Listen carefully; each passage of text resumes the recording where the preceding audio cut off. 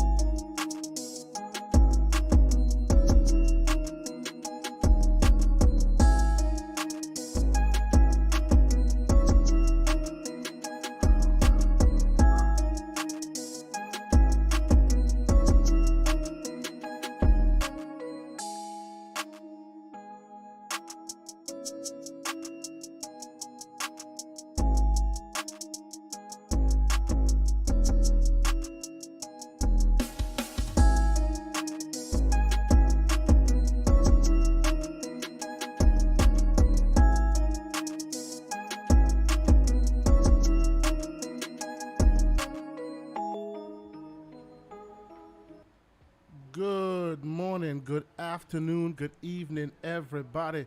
However you happen to be watching and or listening to this, I want to welcome you to another episode of the Gaming Circle Podcast. Now, for my live viewers, you know and I know that we're still new at this, so if you're hearing double speak, if you're hearing echoes or anything like that, now's the time, ladies and gentlemen. Fill me in, let me know. These settings, sir. I did, but I can't trust it. I did, but I don't trust it, brother. I don't trust it. But we will get started quickly because we have amazing guests. But before we get to our amazing guests, let me once again welcome. Now, of course, this is the third season, and I'm here and we're doing it real big. And for some reason, surprisingly, this man is still doing it here with me every weekend. He shows up. Pause. We ain't pausing okay. just yet. Okay. Every weekend he shows up. He is the slanderous one. He is the one with all the conspiracy theories. And he's the man whose knees are borrowed because it's still mine, because he's still a Sonic apologist. Mr. EverbornSaga, good morning, sir. How are you doing this Friday, Saturday morning? I'm all right. Now, I put out a formal petition to have the name of this show changed from the Gaming Circle Podcast to the Sonic apologist versus the VR apologist, but haven't gotten the votes yet. But you know that meme, right? You know that meme. Ha ha ha. No. But okay. But no, I'm doing very good. We have some amazing guests in the house. We got Indeed. my brother King David, which I think we may be related somehow, but we can talk about that later. And we have a new guest, Cutie. Thank you for joining us so much. Thanks for having me. And thank you guys so much. Yes, let us introduce our guests formally. We'll first start with our. Them before you introduce me. Well, no, I was getting the troglodyte out of the way, Okay. Save the best for last, I suppose. No, let us introduce our guests properly. I appreciate her being here. As I was saying in the green room beforehand, I always feel bad having us asking Australians to be on because the timing is just so terrible that I always feel like I'm making them stay up till 2 a.m. You're or something. making them time travel. She's in the future. Yes, I'm making her go back to the past to tell us how ridiculous we are this in is the like past. that show Dark. It's like the show Dark, yes, exactly. So you can catch her either writing on Goa, that is the Game on Aussie website, where she is a reporter there writing about games, right? Or on the awesome Xbox Infinite podcast. Shout out to Risk It for the Biscuit, Jedi Knight Peter, and Infinite Umbra. Or if she's not doing any of that, you can catch her on her awesome Twitch stream channels where I see her streaming a lot of Gears of War and a few other games like that. Cutie, welcome to the show. Thank you so much for being here. Oh, thank you so much for having me. And it's not too bad because I actually live in Western Australia, and Western Australia currently is 3 hours behind most of the country. So Okay. it's only 11 p.m. Okay. for me. So not Okay. too bad. Not too past my bedtime. Don't worry. So So we I have don't a feel that nickname bad then. for Okay. Hmm. Brisket for the biscuit. We call him the Thunder from Down Under, and I Oh, was wondering if you guys also call him that. Wow. absolutely not. Okay. She said absolutely not. See, that's when No. she would say pause, I suspect. I don't know. Exactly. I was gonna say pause, but you beat me to it. I'm like, oh, baby. No, And let us, no, of course, please. no, no, we don't call him that at all. No, no. Just That's to another reiterate haha that again. no situation. Absolutely. So okay, before we get started, let me introduce the final guest, who I don't know. He's not really a guest here. I mean, in this gaming circle, you know of this man, but of course, he officially hasn't been on this show before. So I guess we will give him an introduction anyway. I mean, come on now. If you are around these gaming streets, you know this man.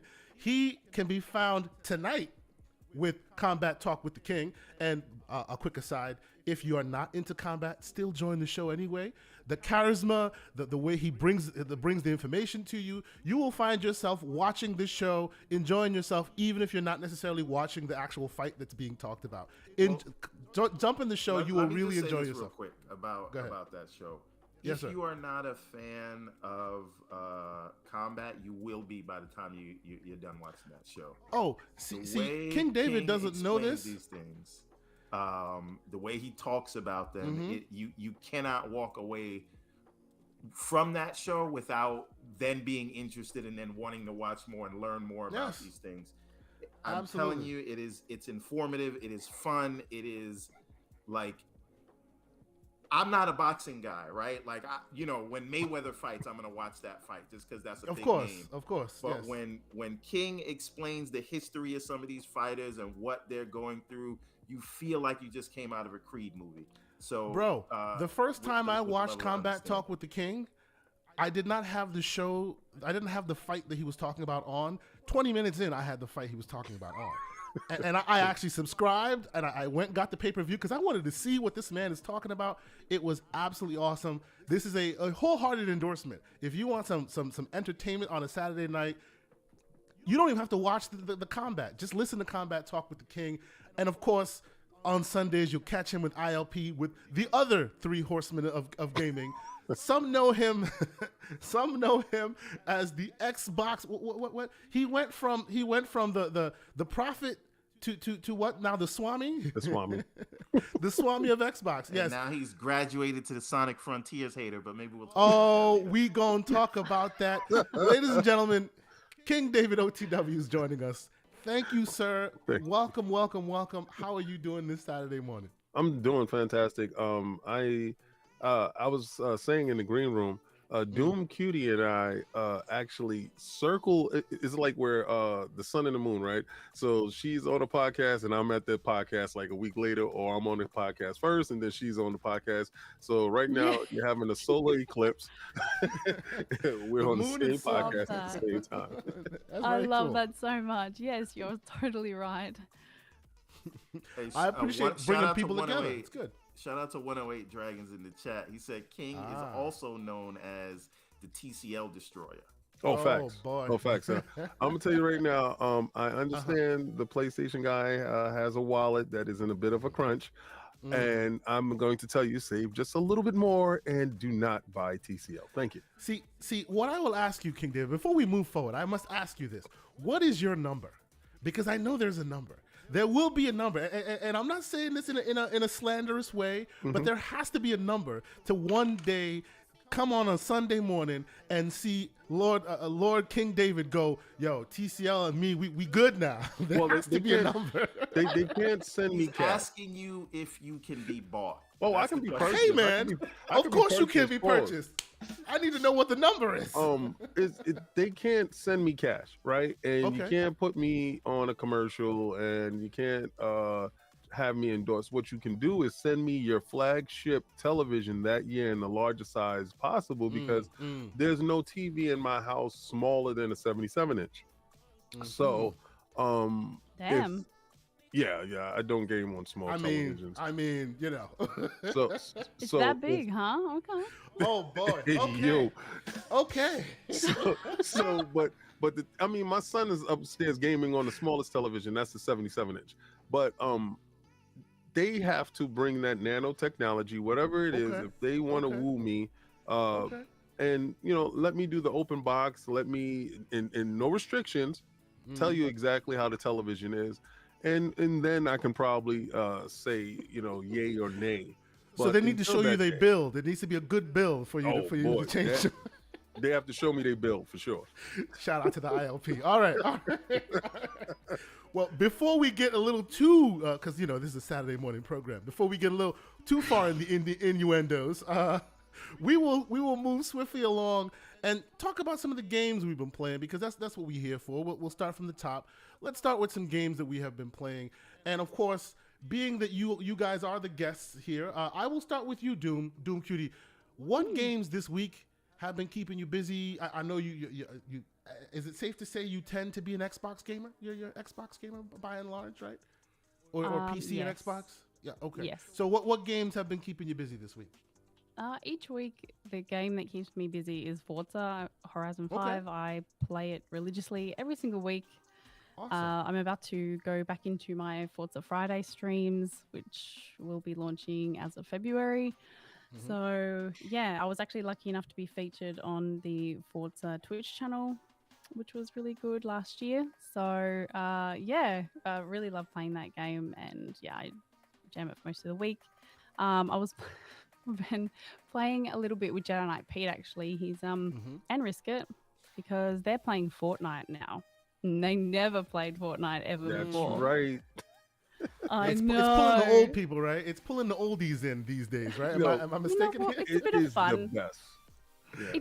It doesn't take itself too seriously, and you know what, I think it does get a bit of flack, but Fortnite really does encourage you to not only have fun, but you're working together as a team and with your friends, you're communicating, you're helping one another, giving each other encouragement, and I think that's a beautiful thing. So Excellent. So it's between Forza and Fortnite keeping you busy this week.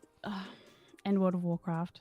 Sorry. And wow, okay. All right, cool. Sorry, Cool. Dragonflight So are you- honestly has drawn me back into that Okay. back into that world, and I'm so here for it. I know I'm not sure if any of you here are big MMO gamers or PC gamers, but that game is fantastic, and there's no better time to jump into World of Warcraft than right now. See, So- I'm a huge recovered World WoW of player. Warcraft dude. Yeah, I know you are. Really? Dick. But Yeah, that was years ago. Mhm. I got on when it first came out. I played countless hours up until the Panda Bears showed up. When the Pandas showed up, You were that's done? when I kind of got out of it. Oh, Yeah, I was. Okay. Yeah. So. It went too Disney for you at that point? No, it wasn't that. It went too much into my wallet. And okay. when you losing a sense of reality when you have an online gaming wife, right? Now, I was just not about to knowing. ask you about that. I remember Yeah. the story. Remember Told that, me right? Stalker was on. Yeah. And I'm not. I don't know if it was a guy or girl. All right, because we didn't have no voice. you never chat. know.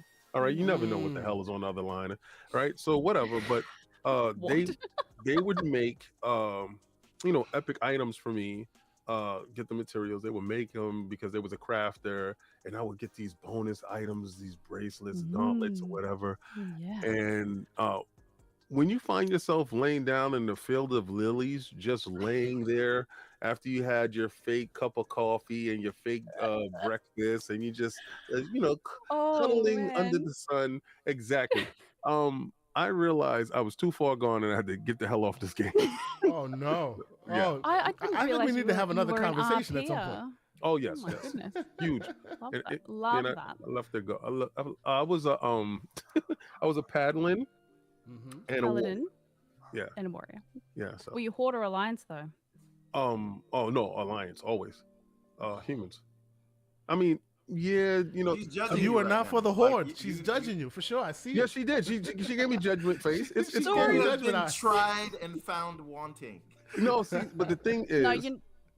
they didn't look all that appealing, I to know, me. I know. You didn't want to be an orc. I get that. It's Exactly. The fine. movie was dope though. Was Did it? you like the movie? I actually liked the movie. I thought the movie was entertaining. It I was, thought it was popcorn aesthetically- friendly. It I was thought good. aesthetically the movie hit the mark because it looked could have been perfect, off, yeah. right? You know the And- problem with this movie, right? What And was I it? don't want to turn this to on the real. Oh, here we go. But the cast was all off. And I know this is all fantasy, right?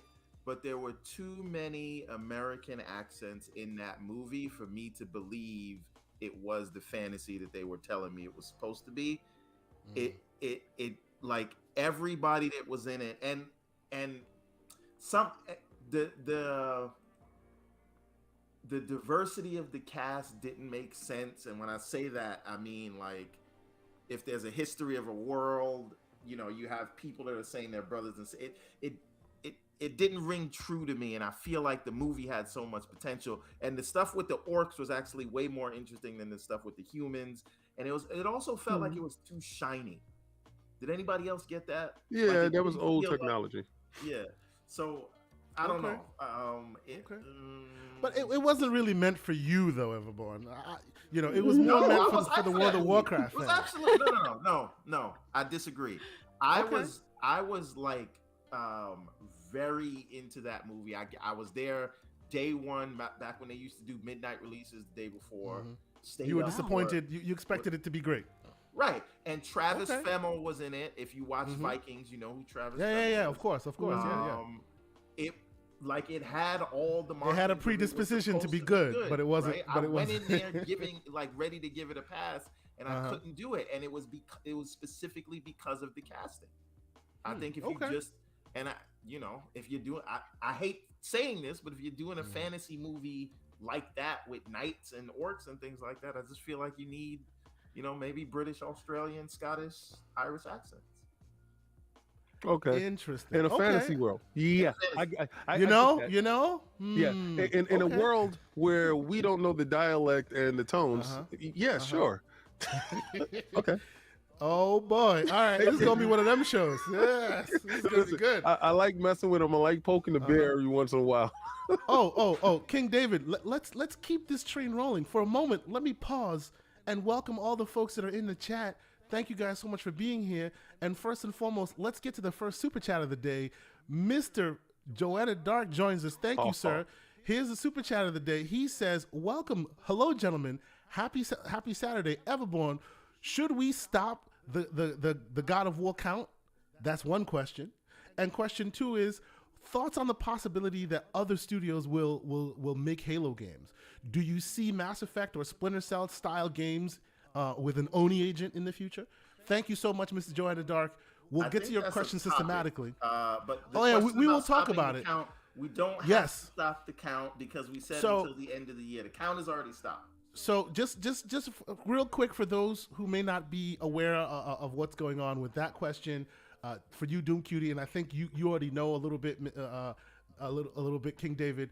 Myself and EverbornSaga had a bit of a bet going.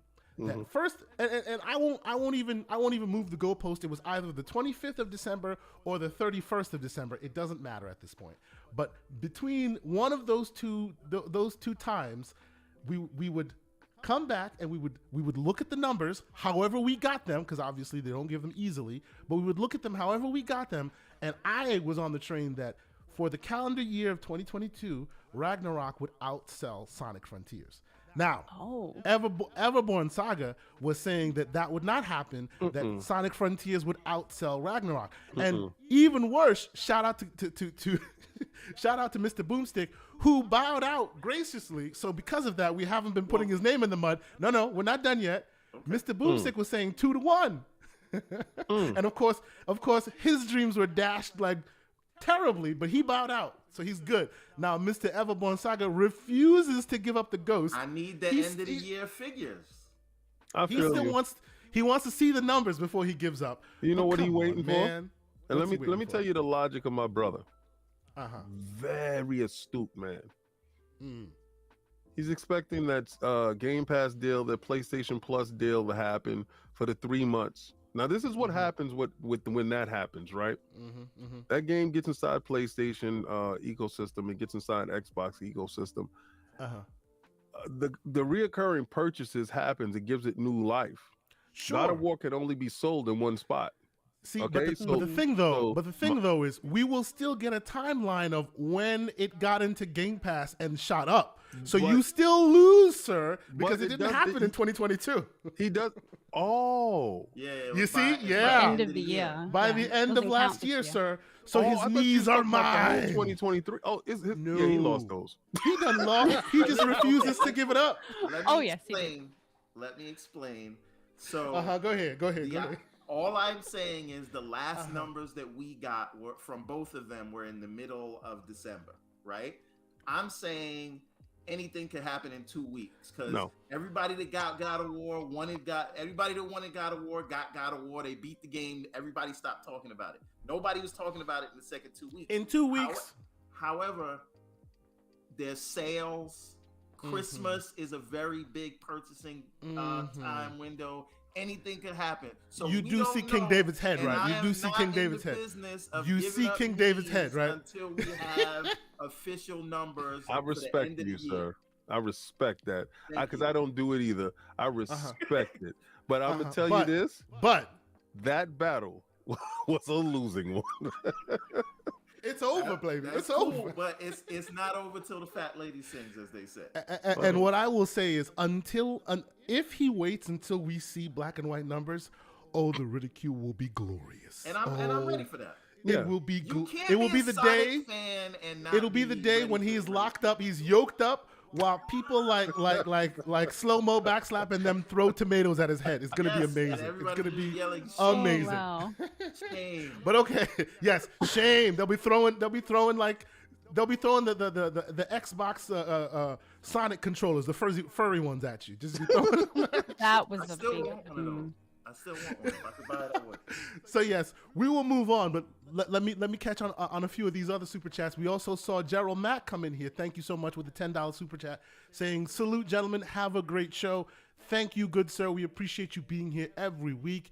And then another super chat from Mr. Gerald Mack saying, "All hail the ILP. Salute the Lords." Bless him. Thank you, sir.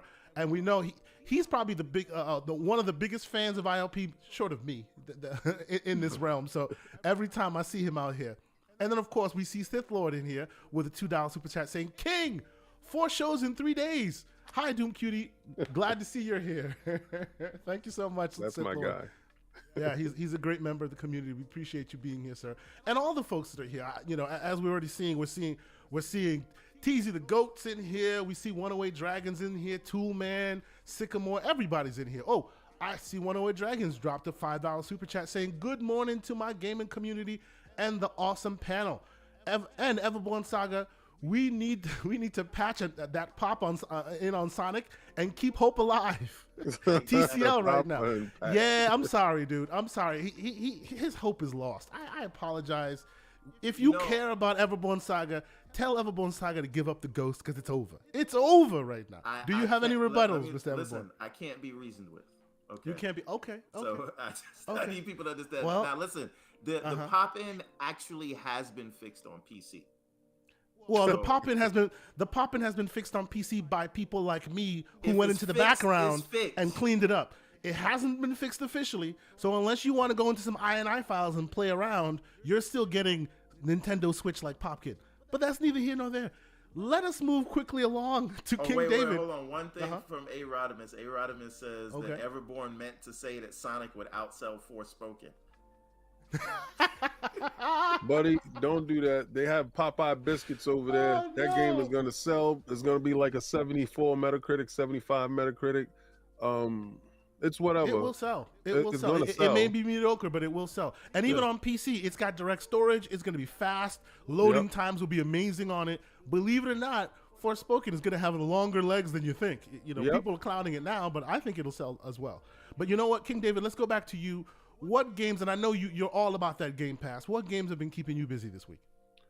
Well, this is my son's birthday weekend. Happy birthday. Thank you. I surprised him with a PlayStation 4 Pro. And, shout out to my man Brian in the community because I posted. I guess people thought I was joking. I was trading a Wolverine statue that I had up there for PlayStation 4 Pro. Oh wow. So, he came through and he gave me the limited edition Star Wars Battlefront PlayStation 4 Pro. And, Nice. a couple of games. So, we met up, made the trade, took a couple of pictures, fantastic stuff. Cool. I had hundreds of people, talking about it, but these people was like overseas and stuff. I'm not trying to ship no statue, overseas. Makes no sense. But Brian, cool dude. So, because my son wanted a PlayStation 5, and I'm telling parents out there, a lot of times, I mean, even if your kid is a good kid, he has a Series S, he has a Switch. You have to give checks and balances. Kids have to have goals. Don't hand everything over to them because they feel a sense of entitlement, right? So I'm trying to battle back the entitlement phase that you have with the children of nowadays. And My little ones have a Switch Lite. Right. Both of them have Switch Lights that are still in the box, and they haven't seen it because they were bad people for Christmas. It's See? still in the box. Oh. They haven't seen it yet, and they will see it maybe when they're good people. I feel you there, King David. Keep going. Yes. I feel So you. he got a PlayStation 4 Pro. Mhm. And he's this is the first introduction to the PlayStation ecosystem for him. Mm. So he went into the library, and they have over 800 games. My wife saw that the Xbox, as he was showing her. Look, we have 900 games over here. So I was like, when you go over there, you're gonna see the equal amount of games. And he gets a chance to go back to PlayStation Classics. He gets a chance to see all the games. So he's there downloading. I got a whole bunch of DMs on, because your emails about how much stuff that he was downloading. So he's downloading, he's playing, and he's enjoying the ecosystem. So it was really about him getting that done. But what him and I do is we play Fortnite a lot during the week, and it was a way for us to bond. So we started bonding over Fortnite back when they had the build phase only, right? And now you have no build mode, which I'm like, I totally don't even play with him no more. I'm playing, I'm playing no build mode because he want to crank 90s all day. But we do get a chance to play. Playing that Vampire Survivor. Downloaded Persona The Gold. greatest game. Yes. The greatest game. Oh man, Yes. Vampire Survivors, the greatest game. I'm sorry. Continue, can I add sir. something just real quick Please. that I'm just noticing about life and having kids and watching their enjoyment of gaming. When I see like my kids gaming, I just feel like they're actually enjoying the games, right? And they're not looking at like, oh, it's 4K 120. Oh, they don't know they that don't stuff. they don't care about any None of of that that. matters to them. And yeah, I feel like it's only us old fuddy-duddies that's out here arguing about that stuff. Oh yeah. And it's like the kids are playing the games for the enjoyment of the games, and then we are getting caught up on Digital Foundry and all this other stuff, and we're playing these things just to argue with each other and be angry about it. And I always find that interesting because you're supposed to be doing this for fun, and they see it. And what is it about us getting more old and cynical that we always fight? That's not it. Not us here. Yeah, well, I can tell you exactly why. When you were that age, you were just playing the games for the games. You didn't care about 480p, 1080i, any of that stuff. None of that mattered right? to you. Yeah. When it changed is when you became the owner and proprietor of your environment, your entertainment system. You went out and brought the television, and they told you and they sold you in the store on 4K X, Y, and Z, right? When you went and brought your Blu-ray player, it was 4K X, Y, and Z. When you got your console, you wanted to make sure that your console maximized your ecosystem, surround sound, whatever the hell it was, right? Then we became quote-unquote fake experts on 4K 1080p, and we associated ourselves with individuals of the same stature, financial stature, right? So that's how that started. And then you have the PC, where you have the GPUs that you want to maximize your GPUs to the best, and you got the monitor to match. So if these things aren't keeping up with your entertainment system and your environment, then you have a problem with it, right? Why do I have stuttering? Why do I have this? Why do I have that? You weren't never caring about it until you became the owner and proprietor of your media center. The children don't own that stuff. They get what they're given, and they play and they have a good And all time. And they they're care about appreciative is of their what's in environment. their hands. All That's they it. care about is what's in their hands. Yeah, when So check when this we're out. purchasing thousands and thousands of dollars worth of technology, we're making an investment, That's right. and yes, yes. we want to make sure our investment works. There's nothing worse than being promised something will do something and then have it Yep. not. So Yes. I completely Absolutely. understand that take, King. Yep. Definitely. But I will say, some people out there are pretty entitled, and like you say, fake experts and all that kind of stuff. And I think, and I actually wrote this on a tweet today. We live in a society where everything is pretty much on demand, every single thing, and that's why we get so worked up about games not releasing on time or whatever. And I don't know, like society's gone away where we're kind of spoiled. We're spoiled for choice, and I think we just really need to be grateful for the fact that how far technology has come in the last 50 years. Mm-hmm. Absolutely. No, I completely agree with you. And I actually been trying to get my kids to appreciate where we came from gaming wise. So like, while they live in the world of Switches and Xboxes and PlayStations, their first experience with gaming was something like this. This is a Retroid Pocket 2, for those who are looking. It's got Balloon Fight on it. It's got old school Nintendo stuff. I mean, as old school as pixel peeping as you can tell, and they love it. And we move on from there to the Genesis era, to the old school Super Nintendo era, and that's how I've been kind of slowly feeding them. Yes, they see Dad playing God of War, right? Well, rarely, because I don't want them to be seeing me hacking and slashing. But yes, that's what I'm trying to counteract with. So I've been giving them the old school stuff, and so far they've been enjoying it. So Do you know what's interesting? My 6-year-old, I have an Xbox One for my children, and we have Game Pass on there, Right. and I've got all the nice ones, Disney Dreamlight Valley, all the cute stuff. But do you know what game she keeps going back to? Right. Banjo-Kazooie.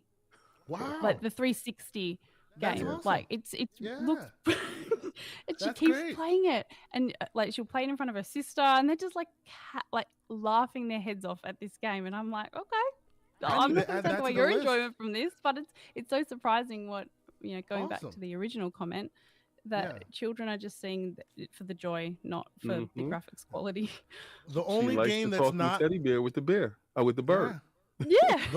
The only game that my kids play that's not old school is a game called Piku Niku. If you haven't played it, y'all need to check it out. Single or multiplayer. It's a puzzle game.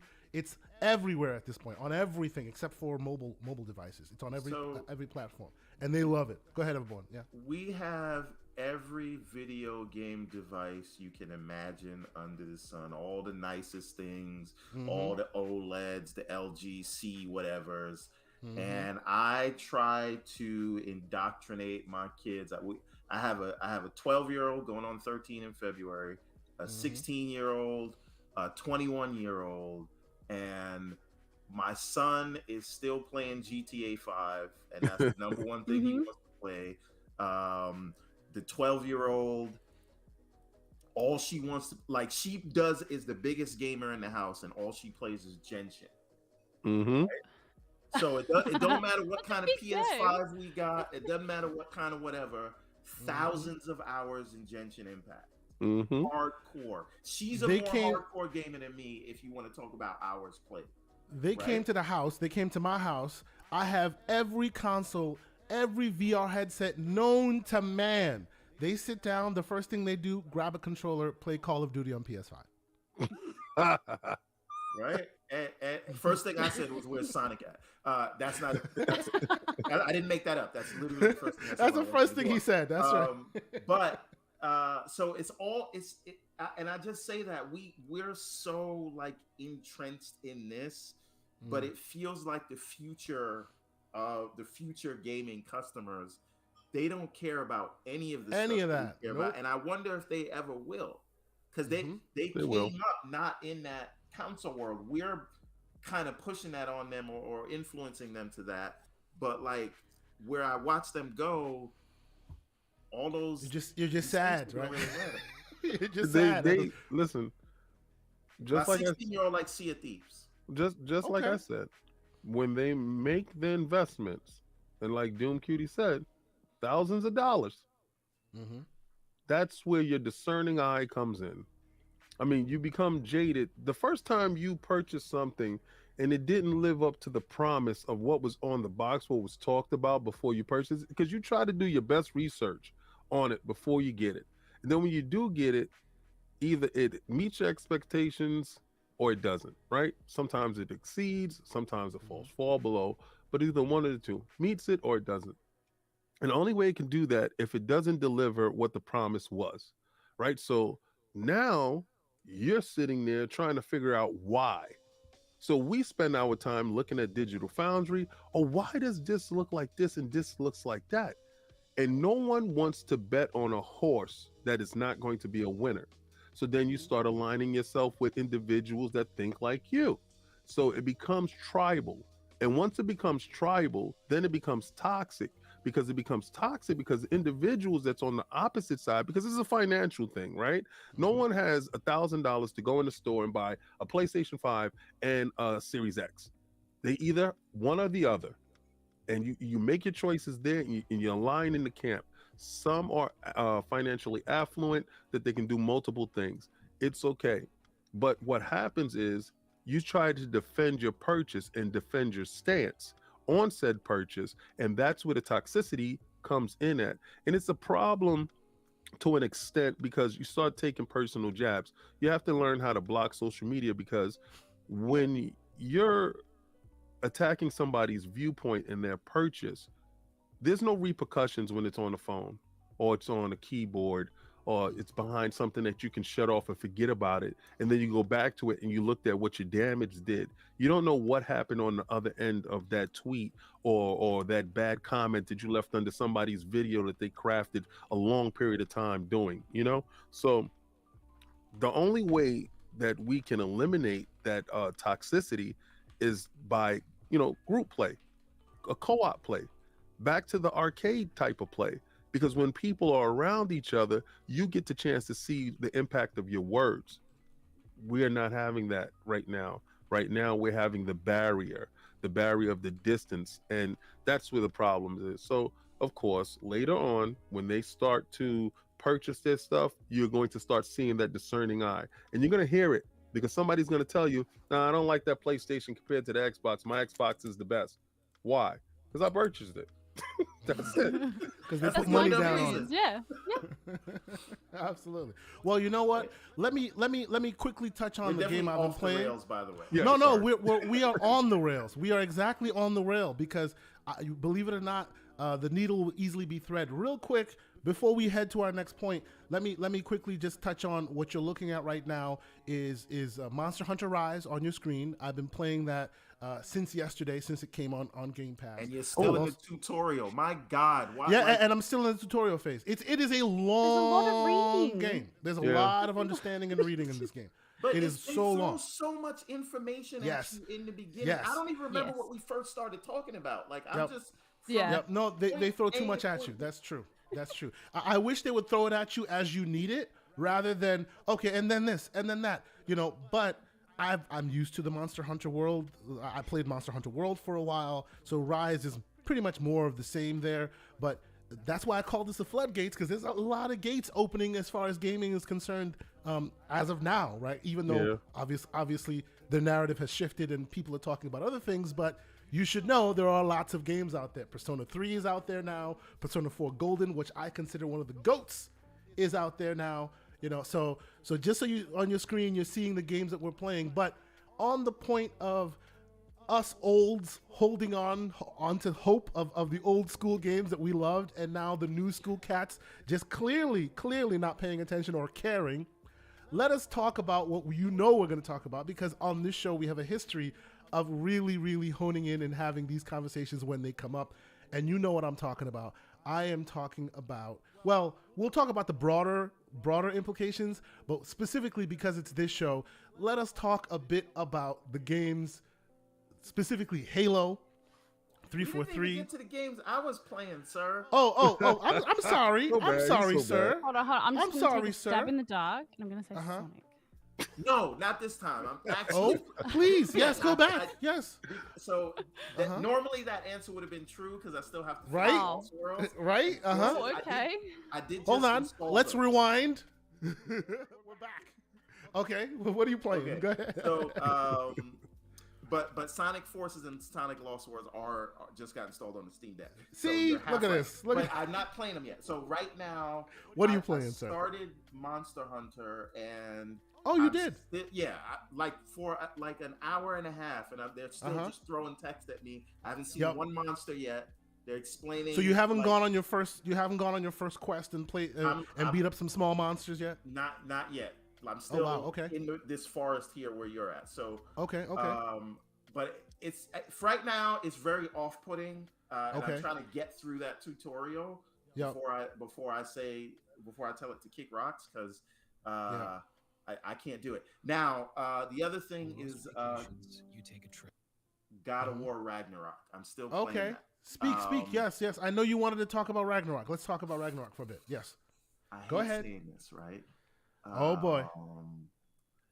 It really is more of the same. It's DLC, like I said. No, like it is. And this is somebody who the new one is very fresh in my mind. So I get like if you played it in 2018 and now you're getting it again and you played a bunch of other games. But if you played for the first time in 2021, right before Halo and Forza came out in 2021, that's when I played the original God of War. So it's very fresh in my mind. And now I play Ragnarok. Like, one, it's way more linear than a lot of games these days, and I'm playing it. The story is amazing, and the combat is more complex, but it's the same game. Well, the combat is more complex for Kratos. Yes. Yeah, well, you didn't have Atreus or Loki before, right? But his combat is very much like different than Kratos' combat, and because they're side by side, you see the difference. You feel the difference in your hands when you're playing them. Right? There's a distinct difference between them, and I'm not sure it's for the best. But continue. I'm sorry. Yeah, and then I also feel, and maybe this is just me. You definitely feel that this is a PS4 game because every time you come to a door or a rock that is holding your way and you have to pick it up to walk through it, it's like another loading screen here, and then it's like you're in control but you're not in control and you're running too fast and we need to load in assets, so we're going to force you to slow down. And a lot of it feels like, and I know it's a big game, but it does feel like it has been stretched out more than it needed to be to tell the story they're trying to tell. And like, again, as an addition and a completion of the story, it's great. The combat does feel more fleshed out for Kratos, but this really is the same game. And maybe that's how sequels work, and that's fine, but I don't know, man. It's not. I feel like I'm playing it to see the story and not necessarily because I'm enjoying it. And that's not how I felt playing it the first time. And maybe that's just because the first time it was a whole new God of War experience. How many hours into the story for Ragnarok are you currently? Can I check it in the PS app? I can tell you right now. Yeah, I suspect as much. Yeah. All right. So hold on. Let me go. I think I'm about 10 hours in. I have. I'm already in Asgard. Okay. And Kratos is looking for Atreus. So I don't know how far into the story that is. So you are further along than I am. They're still together. They haven't separated just yet. They're still talking about destiny and all of that in my playthrough. Currently. Yes, I'm past that. Look, you're further along. Okay. I'll just chime in here. I think. Please do. I obviously one of my biggest played games is like Forza, right? And I would hate to think that I would have to relearn how to play the game in order to enjoy a sequel to one of my favorite franchises. Now, I think that's why I will defend God of War and say you should expect it to be similar, right? Yeah, I just I mean, Miles Because Morales it to is OG about the Spider-Man story. is the same. It's the same, but with a different character. Same with exactly. yeah, I Well, know. It's just okay. I want to chime in so bad because I'm the biggest God of War hater here. I know. I Go don't ahead, man. I don't like 2018 because I don't believe Mhm. that's my Kratos. Hashtag Hashtag not my Kratos. I understand. emasculation. Wow. But I grew up where Kratos was Yeah. Kratos. A man's Yes, man. yes. You know, Uh-huh. you know Arnold Schwarzenegger. Sylvester Stallone type of guys. Sure. Very Yeah. macho, yeah. Very Yeah. macho stuff. Hmm. Okay, so we know that doesn't play well in this day and age right now. Cool. Okay, so now you become stepdaddy, whatever. Um, Sad so Dad Simulator. yeah. That's what I said, stepdad simulator. Oh no. So now that you have this game, not saying that the direction wasn't cool. I said it before the game came out that I thought that Cory Barlog was making another game. Somebody walked past and said, "Listen, we want to reboot this. We're going to do this. We're going to do this," and he crafted a great story around it and gave you that God of War. Not saying that it wasn't a good game. It was a very good game. The shock value of the game going from what it went from to what it Mm. is now was immense. But Mhm. uh, like we've said before in Iron Lords, you can't hit lightning twice in a bottle, right? So going into this, I thought that Cory Barlog wrote a huge story and he broke it down and how much can fit on this disc they gave you. Because it was parts in the first disc that you couldn't get to. Like you couldn't get to Asgard. You couldn't do this. You couldn't do that. You couldn't do this. But you saw it, right? So I was really pissed off with it because I'm playing the game and then I'm seeing the end credits, but I didn't get a chance to get to Asgard, and it was a place that was in the game that I saw, and I want to know why. Now we get this second half, which is pretty much the same assets, the best PlayStation 4 game, period. Right? End of a generation, fantastic game, aesthetically. Did it you push? wouldn't give that to Last of Us 2 in terms of best PlayStation 4 game?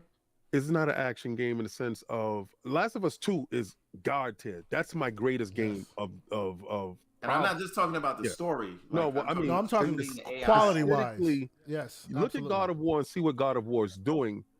It's incredible, right? It's at the peak. I think per pixel, it's probably at the peak of whatever your PlayStation 4 can do. Whatever they was able to squeeze into your exploding. PlayStation 4, they did it, right? Absolutely. I'm talking about absolutely. animation. I'm talking about sound design. I'm talking about graphic. I'm Mhm. talking about everything. Not lying. I'm thinking it's the peak. People think I hate on it because it's not a good game. I hate on it is because it's DLC. And I know what Sony is doing now. They're capitalizing on the fan base and they're trying to milk the fan base. Fine, you could have released it as DLC. You could have released it as DLC, but you can't release DLC at $70 price tag, right? So we need the $70 price tag and we need to get back some money. So, King Cool. David, real quick to your point, Blood and Wine, considered by most to be the greatest DLC ever made for a game, The Witcher 3, right? Right. It's better than the base game. It Mhm. was DLC, right? And they included it at DLC prices, and many people consider it better than the base game. I see Ragnarok as Blood and Wine to the original Witcher. It is like they took the base game, the code base, the assets, everything, and they expounded it as much as they possibly could, which is great. And I think we all here agree that from a technical standpoint, from what you're looking at on the screen, God of War Ragnarok is God tier stuff, like All right. technologically and quality wise, right? So Right. even if you call it a DLC for one of the greatest looking games ever made is not a pejorative. Why do It's not- people yeah, hate it's on good. that, It's right? good. It's just the fact that they don't want you to call it DLC because then when they charge you 70 for it, then you feel like it's unfair, you know. Well, but it's I mean, still known as one of the greatest looking games ever made. Now, hold on a minute. I happen Okay. to be the wearing. Oh the God, he dark brought the more- shirt. He brought the shirt. Wow. But I think that He brought the shirt. they were testing the market right?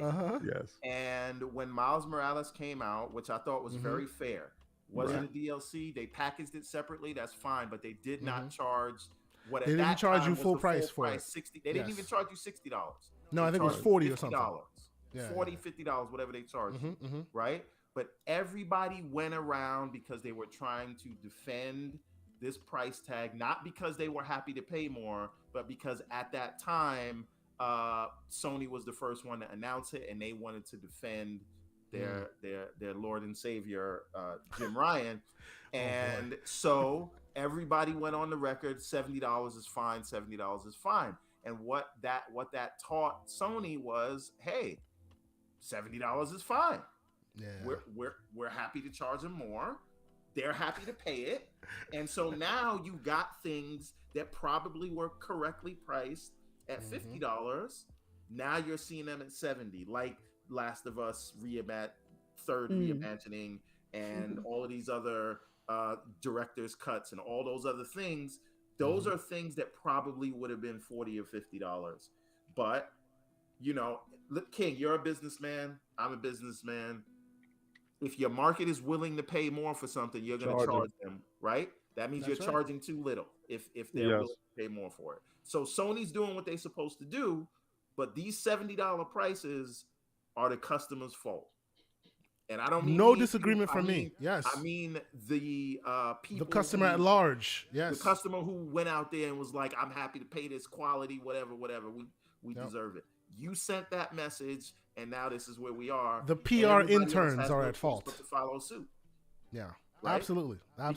Because if company X or company A is selling $70 and they're making those sales, and then shareholders at company B is like, hold on, they're charging 70. We gotta charge 70. I can give you a better analogy. Let's say Doom Cutie is streaming a game, right? And she's streaming a game and she puts her goals there for whatever her stream goal is. Pretty sure that she goes and she looks and says, who are the most successful streamers out there? What are their stream goals? How can I meet these expectations and these prices? And here, let me see what I can put up. And that's how you base your margin, right? You don't base your margin blindly. You base your margin over what's in the marketplace and what's happening and how you value your product. So whatever evaluate she's streaming, the incumbents. at that time, she'll check it, she'll see. And then if they're receptive to how her pricing goes, then she knows her margin. Now, if you receive, let's say that day you had a goal of $1,000. You receive $2,000. Tomorrow, your goal will not be $1,000. No. Your goal will be two. It'll be Yeah. 2.5. The market has basically dictated that price. Yes, that's right. So because there was, I say it all the time, there was not strong enough pushback by the people actually buying those games. They're not going to do that. Right? So Well, they love the series. They're gonna pay for it. Like, there's plenty of things out there that I'll like. Yeah, I will pay full price for that because I love it, and that's my business. It's my money. That's right. You know. Yep, absolutely. And I was saying this to people on Xbox side all day, talking about, oh, they're gonna play. You could eventually $70 games is gonna come. Self-fulfilling prophecy. If you tell them that you'll pay, they will hear you and they will charge you. So keep talking, because you're basically giving them, you're telling them what to charge you by telling them that you'll be able to pay for it. right. And so the whole moral of this story is not about, Sony's an evil corporation. The moral of this story is Sony is doing what including yourself, whoever's complaining about this, they're doing what they're supposed to do and what anyone would do. What I'm saying is, as a consumer, the only voice you have, well, I mean, you do have a public voice, but just don't bend over so easy, right? Let them buy you a drink first before you give it up.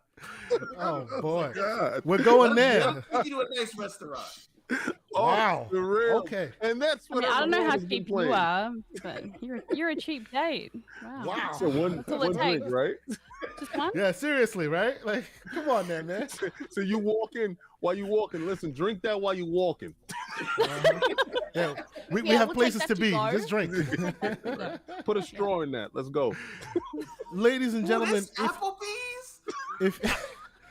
if you have not hit the like button, people, please consider hitting that like button because we're getting slanderous here on a Saturday morning. Real quick, Dirk Griggity in the house. Thank you so much for being here, Dirk. Yo. He says, "What's up, everybody? Good to see King and Doom Cutie on. Thank you for being here, good sir." So, Everborn Saga, are you done slanderizing He sounds like Ragnarok? from Black Panther. Are you done? Are you done, sir? Shall we No, move I'm done. forward, sir? I'm done. We are done. That wasn't slander. I'm just explaining my experience. Observation. Yes, Yeah. I love the Yes. story. I'm gonna complete it. Yeah, I but want to complete it as just- well. All I'm just making the point is that it feels like more of the same. And people were talking about it like it was this transformative experience. It wasn't gonna be. And that's it. Now, real quick, not to derail even further, but what do we think will happen with Senua's saga being part 2 of 1, just like Ragnarok, just like what would look? Do we think that narrative will prevail there, or are No, we going to see because something different? Part 2 is built Because it's a completely different from the ground setup. up. Right. We Okay. saw it already. Oh no, we have. Yeah. But again, my eyes are not convinced by what I see until it's in hand and I got Oh, key, okay. I got Oh, control. so you think that was a vertical slice? Oh, okay, I got you. We don't know until we know, right? We don't know until we know, and obviously, historically, they've been fine. I expect it to be great, but just for that purpose, because remember, part 1 of God of War hit new heights for many people. I understand where you're coming from, King David. I get it. Many people who came there with their God of War think this is a dumbing down of that character. All right, let me explain. Little insight. Shout out to Nina Christensen, the head of Ninja Theory. I know what I know, and what I do know is, it's gonna be different. It's gonna be what you've seen, right? So you can pretty much all those assets that were there were assets for the game, in-engine type of things. How they put the hub up, if they use a hub, for you to hit points and stuff like that, or how much energy or whatever. I doubt it. The audio cues will be just as engrossing as the first game. Graphically, it's going to be higher because they're no longer indie studio. Technically, they're more of a AA, AAA studio with the assets as far as the dev kits to back it up. So trust and believe that's going to be that hashtag just one that COG is always asking about. King, let me add to that is that I know people that work in the Xbox division that have played the first couple of hours, and there's no reused assets, right? There's no reused. All the animations are recaptured.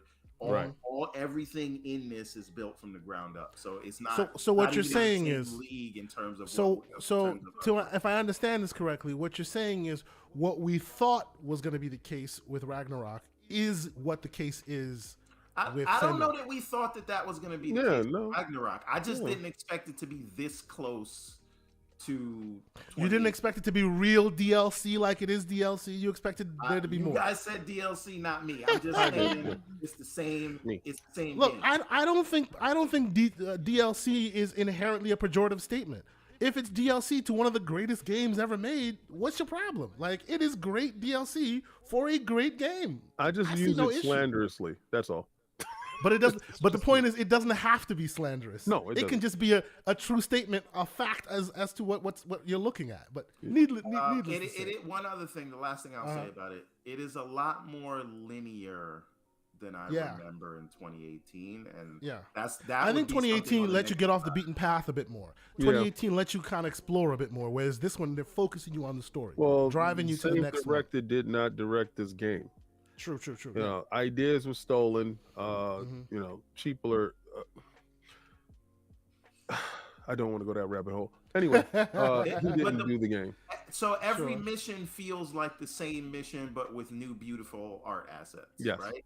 And that to me, it's like we keep doing the same thing over and over again, and it's like I want to see what happens. Oh, I can't watch that. But it's not. It's no. Oh no! What? Oh no! Yeah, Are you, I just purchased that game. no so spoiler. I can't watch it. Don't worry. Don't worry. This is literally the opening credits. So you're fine. It's literally the opening credits. Don't worry. My point is, you know, okay, you need to look for something or find someone, and then go here, walk through the gauntlet, beat the enemies, come out, and then rinse, repeat something, and then we keep doing that yeah. over and over again, but we're swapping out the art assets. And maybe that's every game, but this one just, I don't know. So are we in a world where environmental storytelling needs to be more of an emphasis? Either Elden Ring, those kind of games have now made you want more environmental storytelling. Yeah.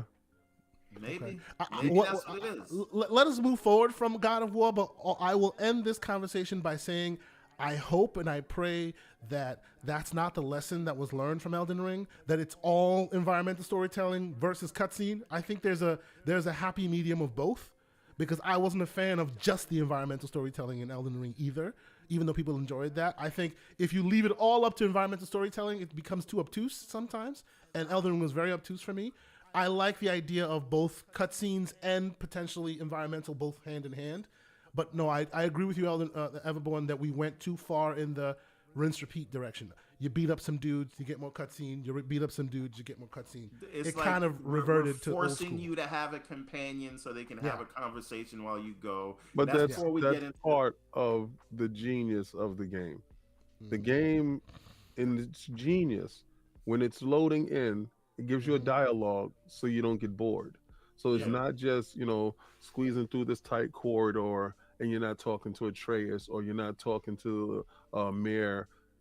It's always something to keep your mind moving and your eyes, peaked. So I got to give it credit in that aspect that it's not, it fools you well. Yeah. And some people like to be fooled well. That's me. So it fools you well. Eventually, the formula becomes bare, though. It becomes rinse repeat. I just feel like I see the seams more on. Because it's more of the same this time around. Makes sense, yeah. But okay, let us move forward to the news proper. But lastly, I will say you're seeing on the screen Marvel's Midnight Suns. I just started the game. A lot of folks were saying it's really good and people should play it. Dope. I'm a Marvel zombie from way back, so I had to play it off the rip. And of course I say Marvel zombie and then I see the man with the room full of statues. I should be quiet. Needless to say, off the rip, I will say I don't like the voiceovers. They're a little bit weird, you know. They're a little bit funny.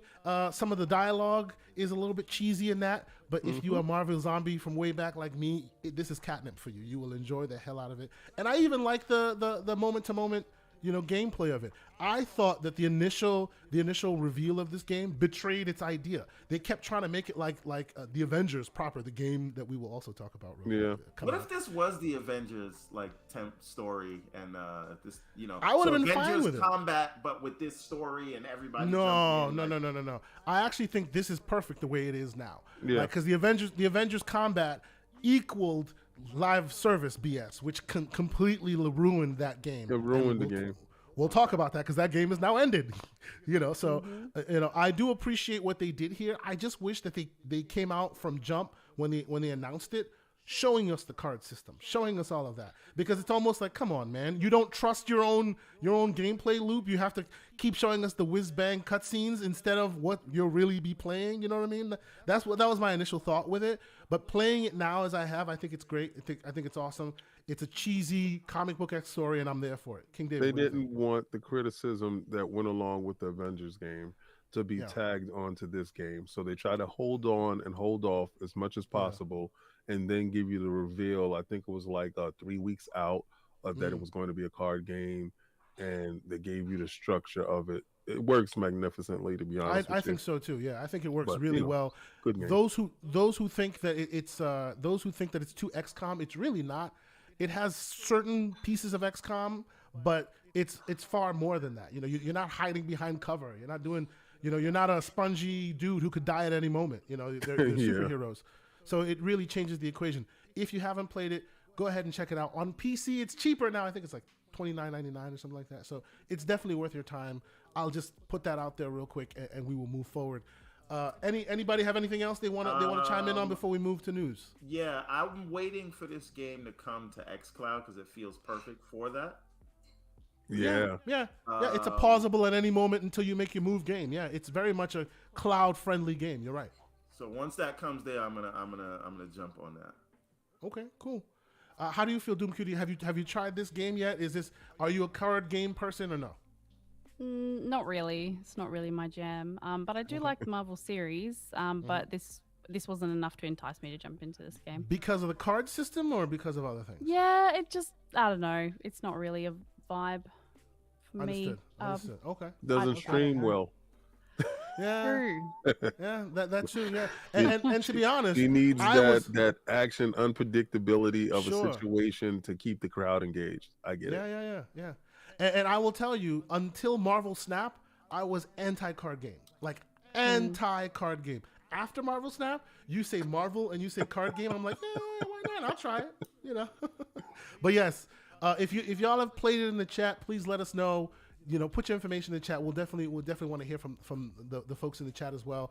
Hit the like button if you haven't done so. Let us move on proper to the some of the news stories, because we all know we're here. We're going to talk about the Halo-ness of it all. We've you know, people who have watched this show know that whenever we get Halo information, we love to like rip it apart and really talk about it and this and that. Yes, we know that there's a higher level discussion to be had about layoffs at Microsoft, and we will talk about that because this is myself and Everborn, and we talk tech. But for now, let us at least slim it down and bring it in the specific focus, specifically dedicated to Halo, because I like the conversation that Everborn you were having before about us thinking certain games / franchises are like as big as they were, the biggest games, the biggest franchises. And the new school cats that are coming out now don't hold those games and those franchises in the same high regard.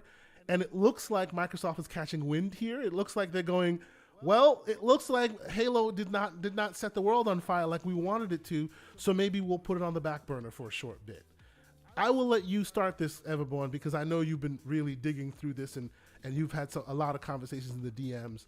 You know, we heard Microsoft, what was it, 12,000, 11,000 employees, or is it 10? 10,000. There have been a lot of them. 10,000. There have been a lot of them. So 10K employees put out to pasture, unfortunately. And a lot of it... Out to pasture? roles were put out to pasture, Okay. unfortunately. Okay. And a lot of them came from the game. Not a lot, but we here in the gaming space are focused more on the gaming side of it. Everborn, what do you think? So firstly, I want to say the way this has been reported, and it may just be our bubble, people are talking like 10,000 people got laid off at Xbox. From my right? Xbox, which is not true. Right? Absolutely. Yeah. The Absolutely. people that were laid off, and my heart is with them. I work in the tech field. This is a thing that we think about all the time. And you can't not, and if you're not thinking about this, you know, maybe you have rich relatives or something. But what is focused on are the 60 developers in 343 that we know about, and we don't know who was laid off in ZeniMax, but it's a big headline. We don't know if these were like marketing people whose roles were redundant.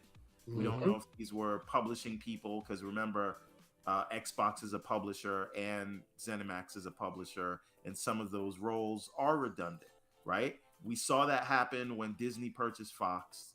Immediately, we're like, okay, well, you're a movie studio, I'm a movie studio, we have a lot of people doing the same thing. They cut down staff. These are things that happen, right? And of 10,000, maybe, and we don't even have this number, maybe 200 came from gaming. But the way this has been spoken about is that gaming was gutted, and we're only focused on 343. So Yep. I just want to level set before we have this conversation, and you know, let everybody know.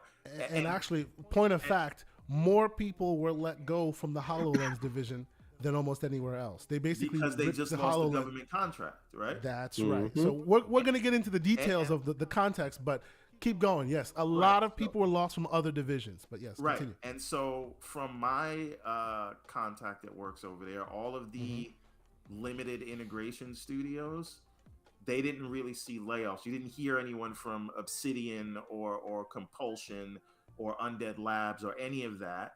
You didn't see articles or Twitter posts saying I got laid off today. All they got were some small budget cuts from what I was told, right? And that's why you didn't hear that. 343, I think we saw a lot of targeted layoffs there because they're basically restructuring as we all thought that they would.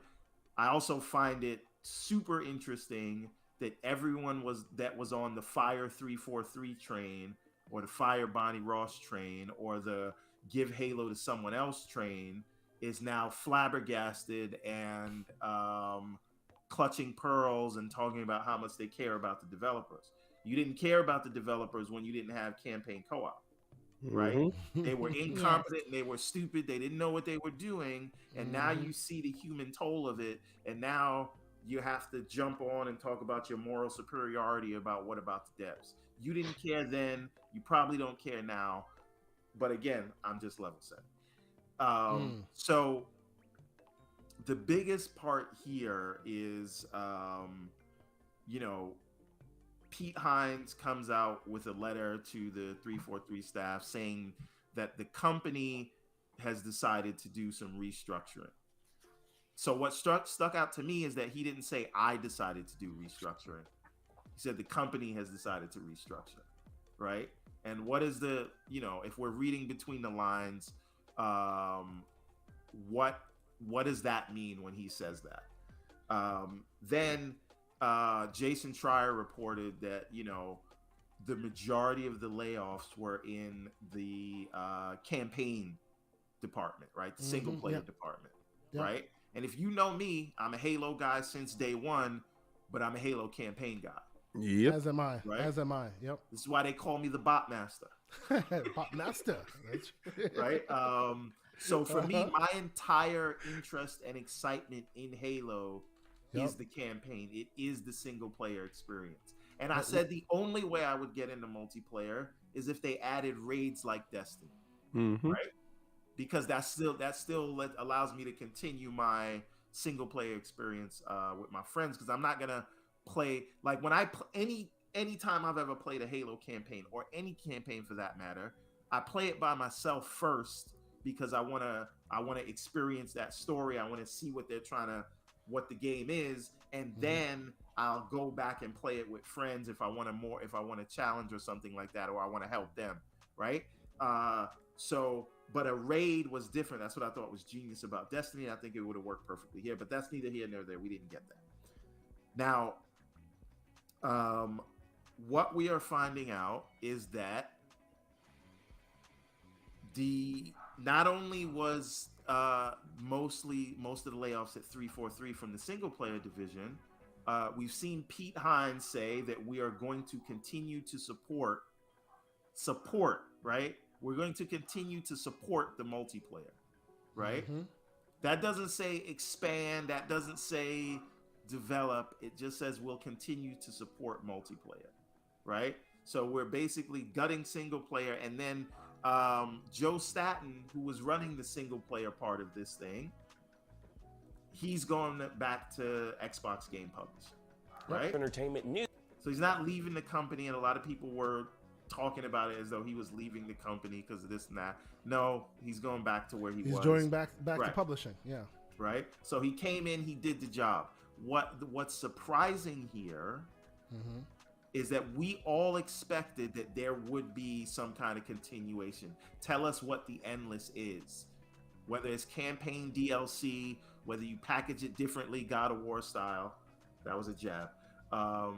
That's what we That's what we were expecting. That's what we were hoping for. So for me, as a day one Halo fan, because of the campaign, the idea that they never officially were in active development of a new campaign edition is disheartening to no end, because that tells me blows my mind, start on bro. it now. That blows We're not my getting mind. another campaign till maybe the next Halo, which means maybe not even this generation. So Halo Infinite is is basically Master Chief Collection, where it's gonna have a dedicated audience, and they're gonna see if the Battle Royale hits, but who knows if that's gonna hit, and who knows if they're gonna continue on with that. So they called it Halo Infinite, but realistically, it was Halo Finite. It wasn't infinite, right? Like, I see what you did there, sir. That's a caveat if I ever heard one. Right? Like, Be proud. it's just So this is the thing, right? And we can Monday morning quarterback this thing all day. All day, yeah, right? yeah. The after the original Halo Combat Evolved, there's no Halo that ever came out until 2 years after a console launch, right? And if they would have waited 2 years and they would have launched with, full featured, and you had Forge and co-op to begin with, we might be in a different situation today. But that really doesn't matter. So to me, like, I'm not excited about Halo for the first time in I don't know when. And whenever there is another Halo, I'm back on board. I'm right there. But the question is when. It to me. Will you have a face? Will you have a face of nice brown of black hair on your face still, or will you be like me and King David by the time the next one comes out? Just saying. Just saying. That is an excellent question. A-Rodimus earlier in the chat was like, how do I have 21 and 16 and 12-year-old kids and I don't have any gray yet? And that's because I drink a lot of water and I don't drink alcohol. But he just has good genes. Don't listen to him. Is he calling us luscious? Is that what he's doing right now, King David? I have no idea where he's going with this. What's he doing? What's he doing right now? So he's just saying he's taking the fact that he can't grow them like we do and making a feature, not a bug. I get that. I get that. Growing this lack of a beard that you see for the last 5 years. This is all I get. So okay. I'm follically challenged. It's nothing wrong with that, sir. No, absolutely not. Continue on your journey. Yes, please, sir. Yes, continue. By the way, King, did you hear like all the shout out and praise you got from Rand and Jez yesterday? Oh yeah.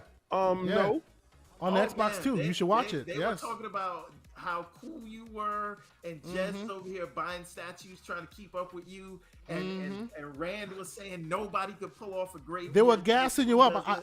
I think they need something from you, sir. On the show or something? They need something from you, sir. Featured on the Xbox too soon. I gotta watch it today. They clearly sounded like they needed something from you, sir. Yeah, that show was like 4 hours long. We spent an hour talking about you.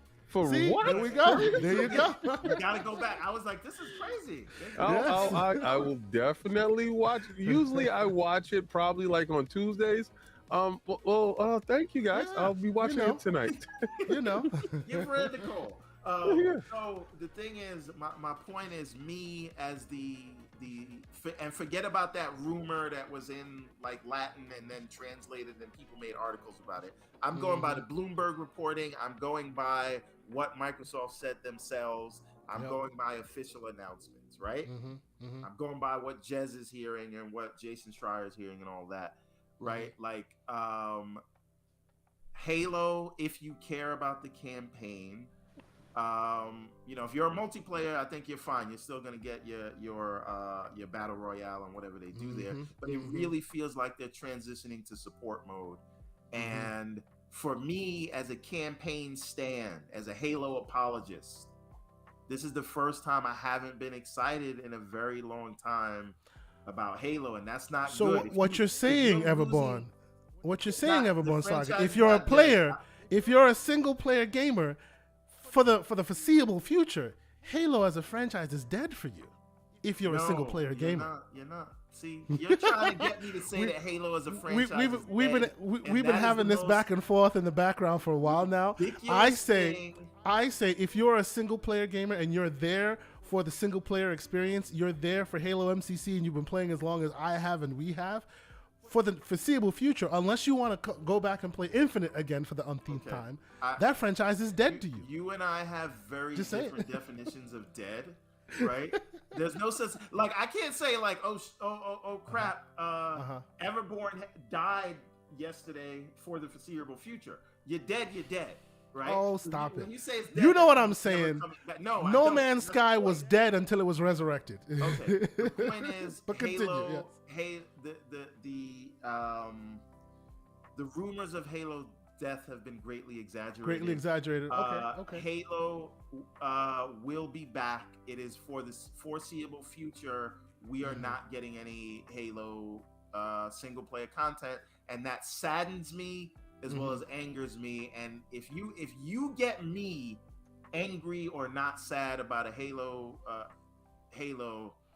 you've lost the plot, because I've given a lot of leeway over the years. So I want a campaign DLC. I want to package it different. Charge $70 for it. Like, give us some single player content, right? Charge you more, sir. This is what you're saying. If that'll get Halo back. Right? But last thing I want to say on this is there is this other rumor that we don't know if true, but it seems very plausible, that they're gonna more transition to stewards of the franchise, like say World's Edge is with what's that strategy game? Ages of Empire, right? Like the initiative is with Perfect Dark. And they're going to be a smaller team that are going to manage multiplayer and then license out the IP. If this is true, and Halo can become bigger than just that FPS franchise, and we can get other games from other studios' take on the franchise, maybe something from Coalition id. If Activision is able to complete, what are the possibilities there? To me, if they're able to complete Activision, I think that you should keep the 343 people that understand the story and have all that lore stuff, and you should give the franchise to the stewardship of Activision and have them take it to the next level. Okay. Can I just chime in for a second? Please do. Yes. I was going to do go we to you think next that anyway. Do we think that Halo is actually relevant to the next generation of gamers? Good question. I think it is, and I'll tell you why. No, to the next generation of gamers, not to you, to your kids. Not to you. Yeah. Yeah, my 21-year-old loves Halo, but not as much as you do. No, technically, he's not the next generation of gamers. Your youngest. Well, but they don't play. They don't play COD. They don't play FPS games, right? So I can't look at. So them. then it's not relevant to them. So it's not. Yeah. Yeah, but this is the question. But neither is COD or Overwatch, right? Like they don't even. But think about it as a business. Think about it as a business, right? You have the game section of Microsoft. Where are you going to put your money? There we go. If that's the case, I'm going to put my money in mobile, right? But what I'm saying is, here's the thing, and that's what they're doing. That's exactly what they're doing. The point that I'm getting at, and this is a conversation Kay and I have been having, and I've been having this conversation with Sycamore as well in the chat. People underestimate how big of a franchise and a recognizable IP that Halo is, and Microsoft didn't spend all of that money because it's like, whether they effectively delivered on it or not, the audience is there, right? Sure. And so no, the audience is still alive. That's it. That part. Cool. But here's the thing. No, I'm serious.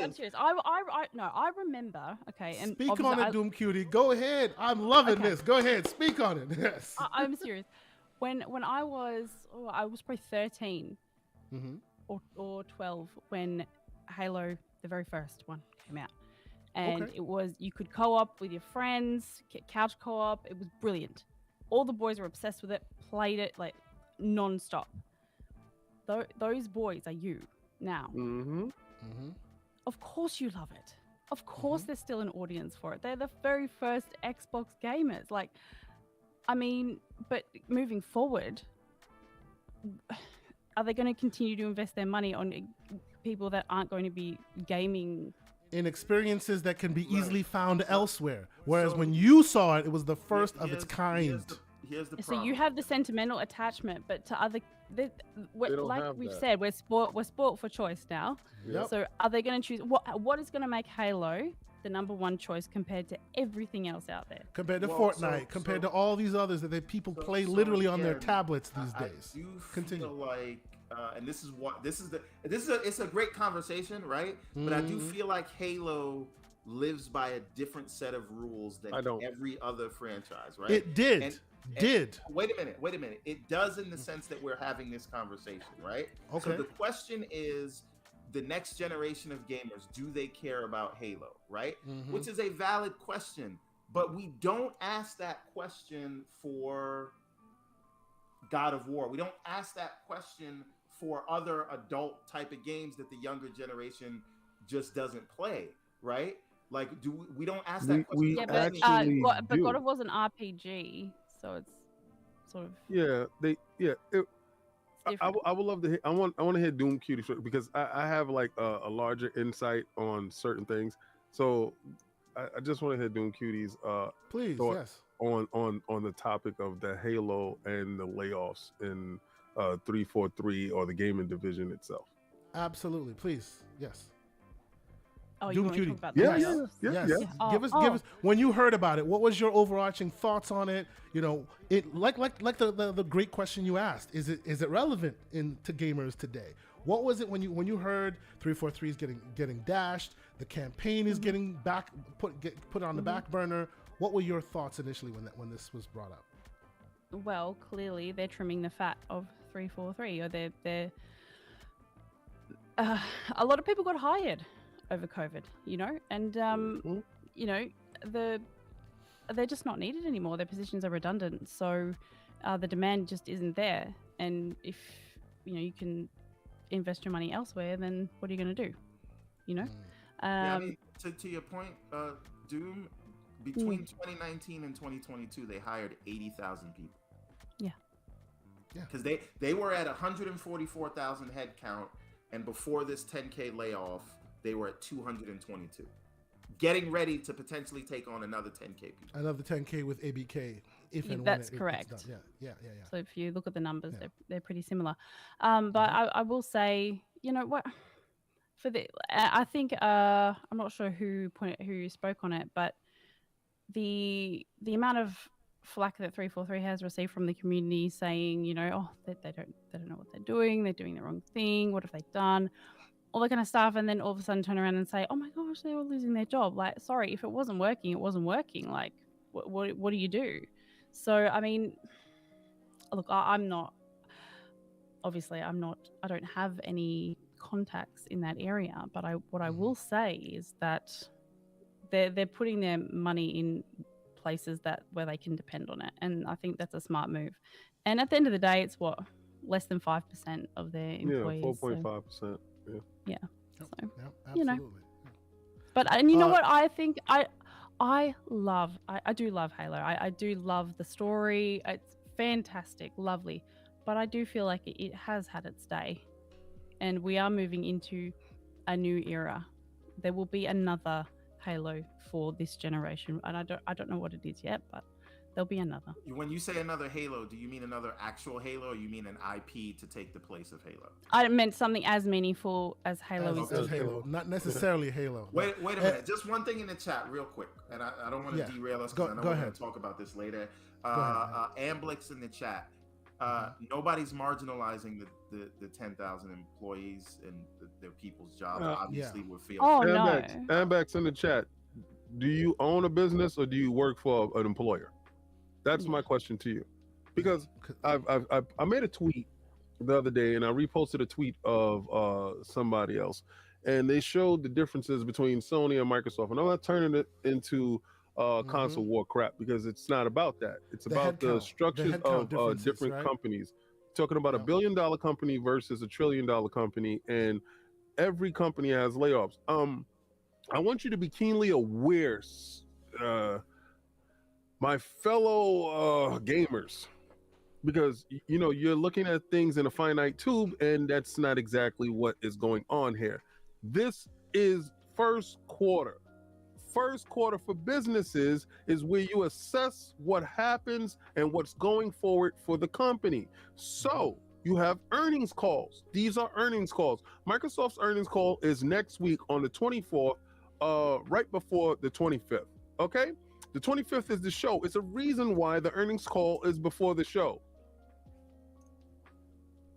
These layoffs, me and Everborn was talking yesterday. Now, these are thoughts and stuff that we have as business owners. We look at margins, we look at how things are going. Now, throughout the pandemic, they, got ZeniMax. Get ZeniMax, and now you have a bunch of overlap. Is the reason why they was doing Microsoft and ZeniMax shows, Microsoft and Bethesda shows. All right, they didn't want to alarm any of the companies that there might be potential layoffs.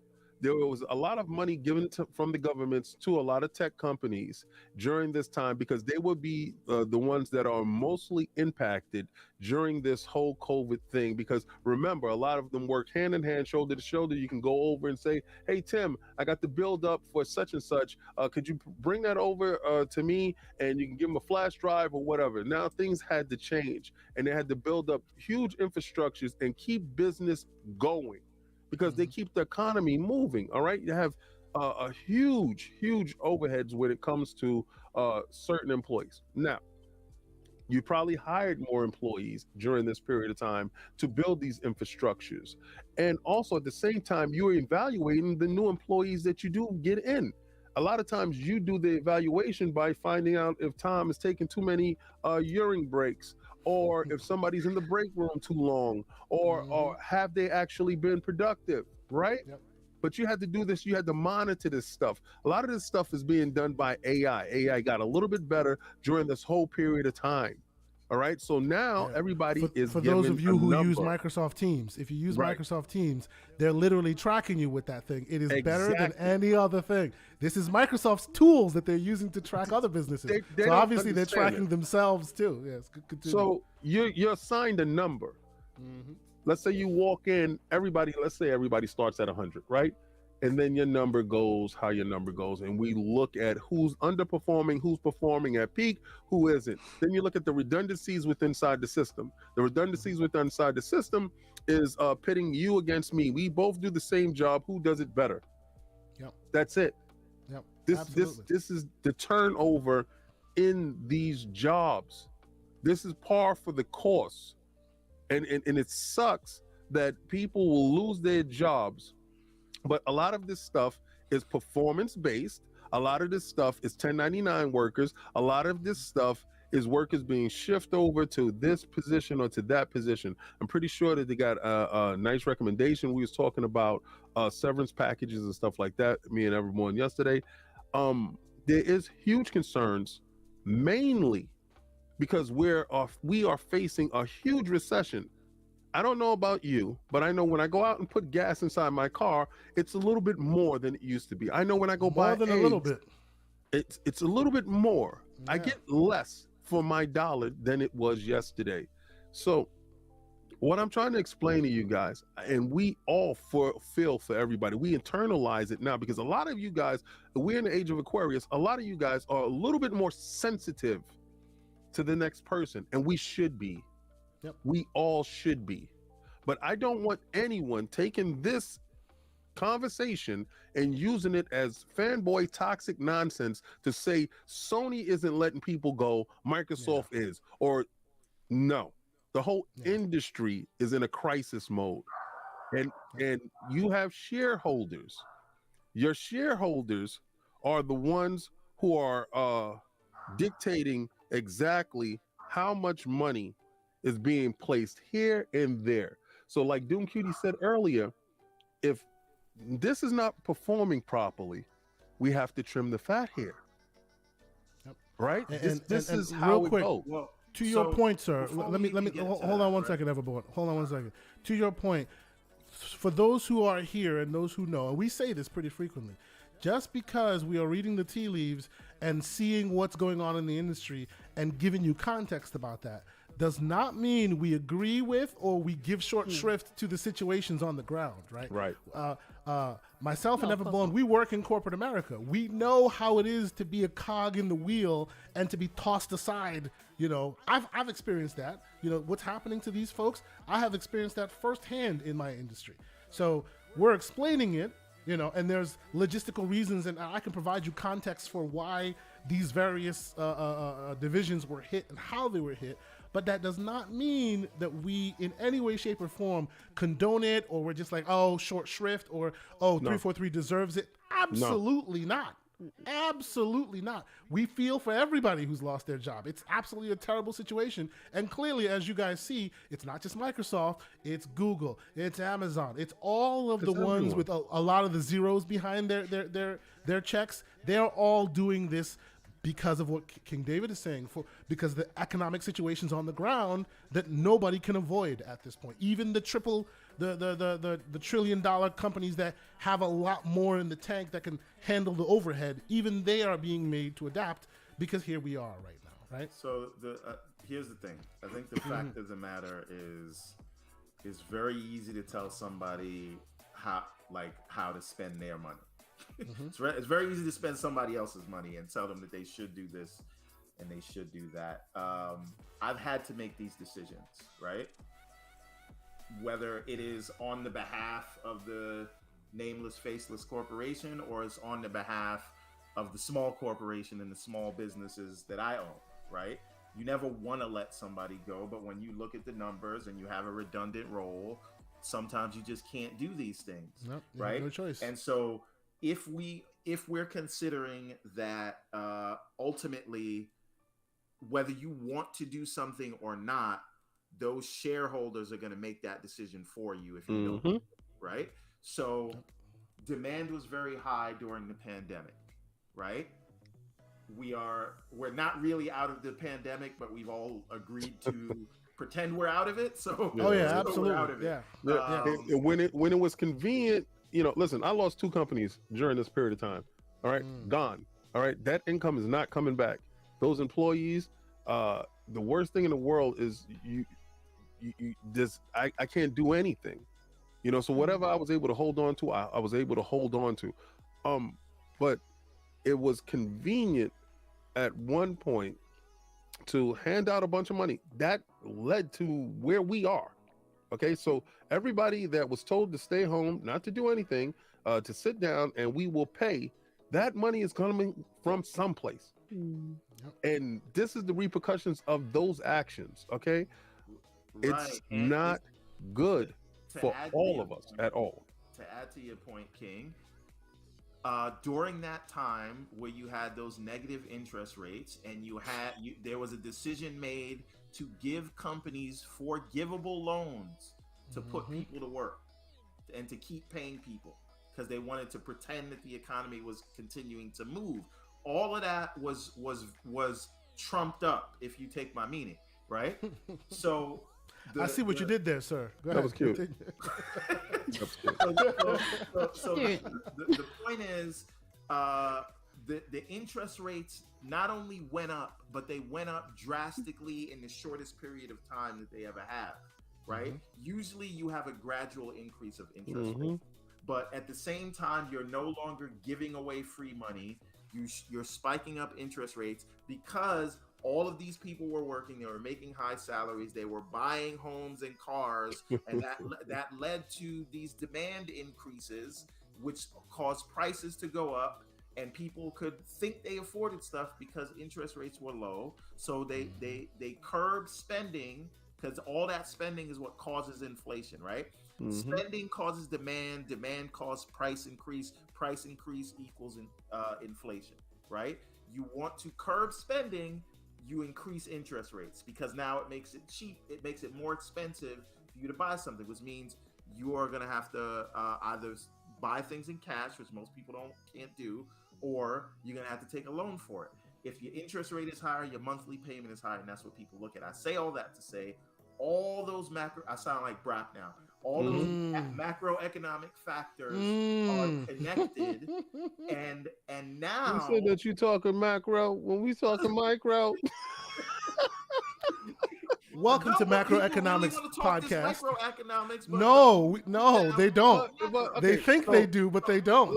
let's say this, right? I just want to say, just to close out my argument, right? And we'll close out this topic, but continue. Yes, please. Halo is not relevant, right? And I know Clip this it, ladies and gentlemen. suck. Clip I know it. this is gonna suck for individuals. It's not relevant for. It's relevant for me. And It's relevant for Cutie us. made me realize this. It's relevant for me because when I was doing LAN parties, and we was at Cog's house, and we was all with all our Xboxes and all our Halos, and we was there for Halo 2, and we in the streets. That was our Fortnite. Yes. Okay. Yes, it was. So I'm pretty sure the pitch going to Microsoft was like, yo, we can do this just like Fortnite. We could drop this, and we could do this, and we can try. We can hold on. They're gonna have other studios, and you guys called for it. If you don't think they're listening, you're crazy. They are. Oh yeah, absolutely, they're listening. But absolutely, what is really listening is the AI, the analytics. The analytics of it is telling you this is not profitable. You weren't able to deliver on your deliverables. You weren't able to do what you thought you could, right? And this is not the day and age to get there. But if they didn't have that skyrocketing budget, 500 million, a billion, whatever they spent, then we wouldn't be in this situation. Gentlemen, let me put a few of the there have been a few super chats in here. Let me put a few of them out here, and we'll curtail this and we'll move forward because there's other sad news in gaming we need to talk about. There's there are other sad topics that are still deserving of our attention. So first and foremost, let me get Rel in here. Rel out here, thank you so much with the $5 super chat. He said Marvel's Midnight Suns was a 90, best card game that looks like a video game. Not just the cards on the screen. I agree with you, sir. I initially gave it short shrift, but after playing it a little bit, I really do think that it is something that more people should be paying attention to. So thank you so much for checking this out. Another super chat from Matt Without Fear, €5 super chat. He is saying, Halo was instrumental to FPS games on console, but sadly, I think it's lost its relevancy the same way that no one talks about Tomb Raider anymore. Sad face. Can I just say one thing real quick? And this is the biggest irony of all of this. Like no other franchise, whenever there is any scant piece of Halo news, it dominates the news cycle. So for something that we all believe is dead, we can never stop talking about it. I didn't say it was dead. Well, hold on. Everborn, to your point about it being dead or not dead. Look, I am using the dead as a way. Talking about it, no? I'm using the dead as a way that the youngins say dead. The youngins aren't really reading the news. You're reading the news. Right. Exactly. Yes. So our audience. Still here, I think. Stop. Oh Sonic God. isn't relevant. Thank you. Okay. So our audience took a poll, and if you haven't done so, I'm sure many people did. 21 minutes ago, I put a poll up. 59 people voted, and 95% of our audience thinks that we will see another Halo campaign in the next 10 years. We will. Right? And 3% say we won't see another campaign in the next 10 years, and 2% believe, like I believe, that Halo, the quote-unquote campaign franchise, is dead. Damn it, dead. But okay, let's I'm being slanderous. Let's move forward. Let's move forward. I don't think you understand what dead means, but please. I know what dead means. Move forward. But, he's at the funeral parlor. Speaking on more sad news, we of course heard all the consternation and ridiculousness we've heard about Ubisoft. And honestly, on this topic, I will go to you, Doom Cutie, first.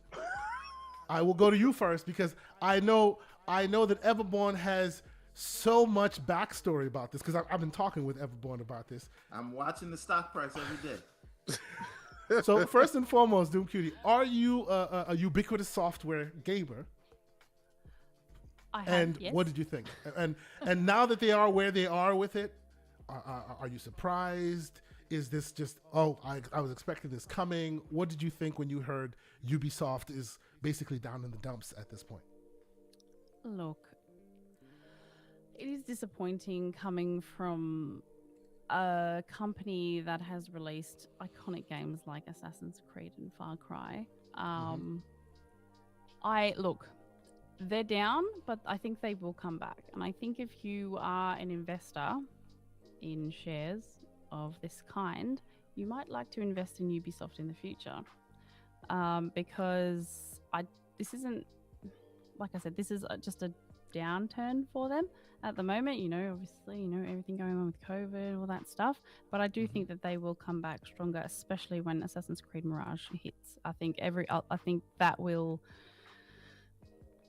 be a very, very, very good game. So you think this is just a small downturn for them? Yes, but they're still on the horizon. I do. Okay. I know their stock has plummeted. Not that I'm I don't know much about the stock market, but The stocks have plummeted to lower than Sonic Sega levels. Oh my god! Can I say something on that point real quick? Here we go. In January 2021, the stock price was at $22 a share. Today is at $4 and change a share. Yeah. Buy. Right? Buy right now. That's what I said. Buy. It will come back. It is below right now. The market cap is 2.66 billion, right? Sega is like at 2.3, 2.1, but we're not talking about Sega right now. So we aren't. My question, J Mo Money's asking: is Sonic dead? If they do come back, will it be under new ownership? Because how can they stay independent when it is that price? One thing we do need to add, just so everyone has the full context here. The worth of the company is actually more than the market cap because there are many shares that are not available for trade. So that market cap only reflects the tradable shares. Correct. So those shares that are not on the whole free trading market are not reflected in the price. So the price is a little bit higher. I don't know what that number is because I don't think that number is public. So it's basically like evaluating Valve. Since they're private, you'll never be able to get the full numbers because not all of the shares are available in public like that. Makes sense. Yes, but still, the fact that Yves Guillemot is out there being like, y'all gotta save us, employees, it's not a good look. Is that something that we can agree on? Everborn, what do you think? I mean, this is standard fare, right? If you work at one of these corporations, you'll get a letter from the top that's supposed to, at the beginning of the year, we have goals that we're trying to achieve. Let's all work together really hard. We're going through trying times. We'll need you to deliver. I mean, the wording of it sounds terrible. And the way it was reported sounds even worse than the way it was worded. But the fact is, he's just saying we're all in this together, and we all have to. They gave the clickbaiters a layup on that one, right? Yes, like they did. But the employees were not happy with it, right? Of course. So am I wrong, or is the Paris division of Ubisoft going on strike because of the words that he used? Like that was the latest thing that came out after that. I think because of the way strike, right? Yeah, Yves Guillemot's words caused the Paris division of Ubi to go on strike. It's more egregious than what you're saying. Sure. Oh yeah, it's absolutely. And let me be clear here. There's a reason why I'm bringing this to the forefront. I believe that he and Bobby K are equally as accountable. It's just that Bobby K has gotten some righteous smoke, and so far Yves Guillemot has been able to avoid it. Like he's responsible for sitting. For just like the human element that the folks keep talking about when they talk about Ubisoft ABK, a lot of those same issues have been brought up in Ubisoft both publicly and in the background. And some people that I know that have worked there, he has just as much liability as Bobby K does, but for some reason, Eve has been able to skirt his responsibility in that realm. You don't see him in public getting the consternation he deserves, I think. So to your point, King David, I agree with you that there's more to it than just that. Absolutely. But go ahead. I think we see, like, I think Eves has been able to get away with what he's been able to get away with because they don't make any money and they've been flying under the radar. You hear about Bobby K more because it's like they're so successful in the spite of all production of Call of Duty. Yes, absolutely, right? absolutely. So, and again, I'm not trying to like minimize what he said in the email. I'm just saying I've seen emails like that, like corporate emails like that before. It's going to be on you because at the end of the day, I don't see Ubisoft coming out of this, and unfortunately, I think that they're going to try to position themselves like nobody wants to buy them, right? So, and the reason for that, we talk about those 20K employees they have. If we're in a world where headcount is the number one albatross around all of these companies, right? Why would anyone take on 20K another employees? 20K headcount when the whole goal is to trim, is to minimize. Yep, absolutely. Right? And is the Assassin's Creed or the Tom Clancy or the Far Cry or the Watch Dogs IP, can you justify putting out that expenditure of the $3-4 billion? To your point, Everborn, we have Sycamore in the chat, and shout out to you, good sir, for being here. He said, let's be realistic. Assassin's Creed as an IP is not enough to bring Ubisoft out of the red. The market is shifting, and many just aren't interested. But what about 5 Assassin's Creeds? Yeah. Right? The big one, the small one, the simple one, the complicated one, right? There's a lot of them coming out now. Much like how ABK is becoming the House of COD, it looks like at some point Ubiquitous decided to become the House of Assassin's Creed, and everything else is short shrift, right? Some of the sparks that they had with Watch Dogs in them have all been dashed in favor of what has hit, which tends to be Assassin's Creed. I don't know. King David, what are your thoughts? When you started, but now you're just garbage. You know what I'm saying? I'm sorry. I didn't say you did. What do you think? What do you think, King David? Like, here we are. UB is kind of, I wouldn't say they're gone. They're definitely not gone. They're still out here. And anyone who knows that Ubisoft is the first there when a new generation or new technology is brought to bear. When Stadia came out, what was the first game you saw for it? A Ubisoft game. Whenever any new piece of technology or any new platform shows up, Ubisoft is there, right? And here we are. They're in basically dire straits. You're saying buy. You see them getting past this point. Do you see them getting past this point with Eve and family, or must there be, like Everborn is saying, there must be a change of management, change of leadership, and then we'll see them past that point? What are your thoughts? Right after the ZeniMax deal, I was calling for Microsoft to buy Ubisoft. Okay. Immediately, right after. Talk about it. Okay. Because everybody was, asking who I think is next, because I knew that they were in purchasing mode. They were. You got to also remember, there's a ton of cash coming in that's gonna be forgiven. Okay. So now you buy as much assets as you possibly can at this period of time. Just like anything, if you're really smart, you get a ton of money, you go buy a bunch of gold, you can buy a bunch of silver, and if you can get some hands on some platinum, you go do so. You just go do so, because those are assets that's going to grow. You go out and buy land. Ubisoft was land, and it had really good assets. And they know technology well, because like Everborn was saying, and like you, Kasante was saying, they're at the forefront of all technology jumps. Xbox One X, they was the first ones putting a 4K game up, running at 60 frames. I saw it firsthand. Beautiful stuff. I love the IPs. Go buy them. The family came out and said, we want to own our stuff we do not want to be sold. They're begging to be sold now. Yeah, that was a while ago. Nobody wants to touch you because you're radioactive. You have too many employees. The infrastructure is broken. They were prettying their self up because they saw this happening. Remember, all these companies got a ton of money. So now the money's not coming in. You got all these employees. You got all these projects going. Games aren't selling the traditional way. There's a lot of digital, a lot of stuff, a lot of different things are happening. It's a big shift that's going on. A lot of consolidation is happening now. So now you have to pretty yourself up. There's no way in hell you usually announce one Assassin's Creed game. You don't announce 5.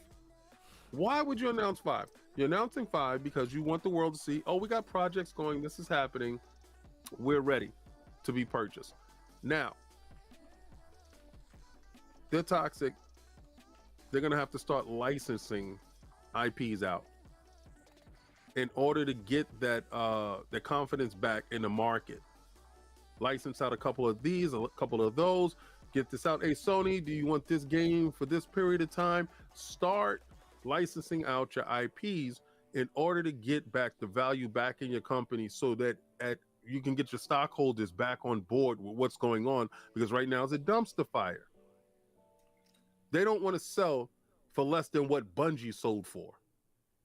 Could you imagine that? Yeah. What that would look like? So Microsoft can't buy them. Not now. Mm-hmm. Sony won't buy them. Mm-hmm. They will license off some IPs. Mm-hmm. Who are you going to sell to? Tencent? But you know what? And won't get you. And shout out Everborn. You remember we had we had light conversations about this, and somebody brought up, I forget the person who did. I wish I could give him credit for it, but somebody brought up a very interesting point. At this price point, they are ripe for purchase from somebody like an Amazon or a Netflix, yes, who could really make use of those IPs for your TV shows and everything else, right? In addition to their games of their dreams of getting into gaming. One of those would be ripe for picking for Ubisoft at this point, and they could possibly prosper with it. They could. I just don't see Netflix making a purchase that large right now, because they have to sort their. They got their own problems. Yeah, definitely. They have to sort their subscriber growth problem and stabilize that. Didn't somebody just step down? Yeah, Reed yeah. Hastings stepped down. Reed Hastings. Oh, Yeah. So they're not buying anyone. Right. There you go. There you go. Yes. So this is the thing. They're worried about launching, like working out on that ad platform with Microsoft and doing the free tier and try to crack down on password sharing. They're doing games like Shredder's Revenge. And while we have this conversation, I've put on the screen, this is as of like late October, the top selling games that Ubisoft has and by users, right? So, here's like Assassin's Creed 2, 9 million users. Somebody in the chat was asking me how much Siege was making, and I think it was 12, 13 million players? 10 million. There you go. So even though they're in dire straits, they still have active, as recently as October 2022, they have, really high counts of active players monthly on their game. Don't they make per quarter? It's like what 4 billion, but their net is 2 billion. Yeah, too much overhead, too much resources to taking it out. Making too much money. No. Yep. Yeah, absolutely. Yep. So this is the thing. If it's not Amazon, and again, I don't know if Amazon wants to take that on, because Amazon they just laid off some people. Right. Yeah, even Amazon's laying people off. Have yes, absolutely. But I think Amazon has something like 1.6 million employees. They're not all engineers. There's a lot of people in the stores. Sure. Yeah. Factory workers. Yeah. Absolutely. So for them, 20K is a drop in a bucket. In the bucket. You're talking about 1.6 billion employees. But again, I see Gaming Addict in the chat. What's happening? Oh, it'll be a lot more later because they're going fully on autonomous in a second. Right. Mm-hmm. So, but this is the thing. What I think we're gonna see with Ubisoft is because of the same headcount problem. You're Yeah. gonna see Ubisoft greatly trimmed down. Like they're not gonna have 20,000 people working for them for very long, and that's gonna suck because they want to put themselves in a position where somebody says, okay, I can take on, I can take this on. Now, again, it's not gonna be Microsoft. Maybe if Microsoft decide like ABK doesn't go Microsoft's way, I think Microsoft. Oh, then everything is a go. Right.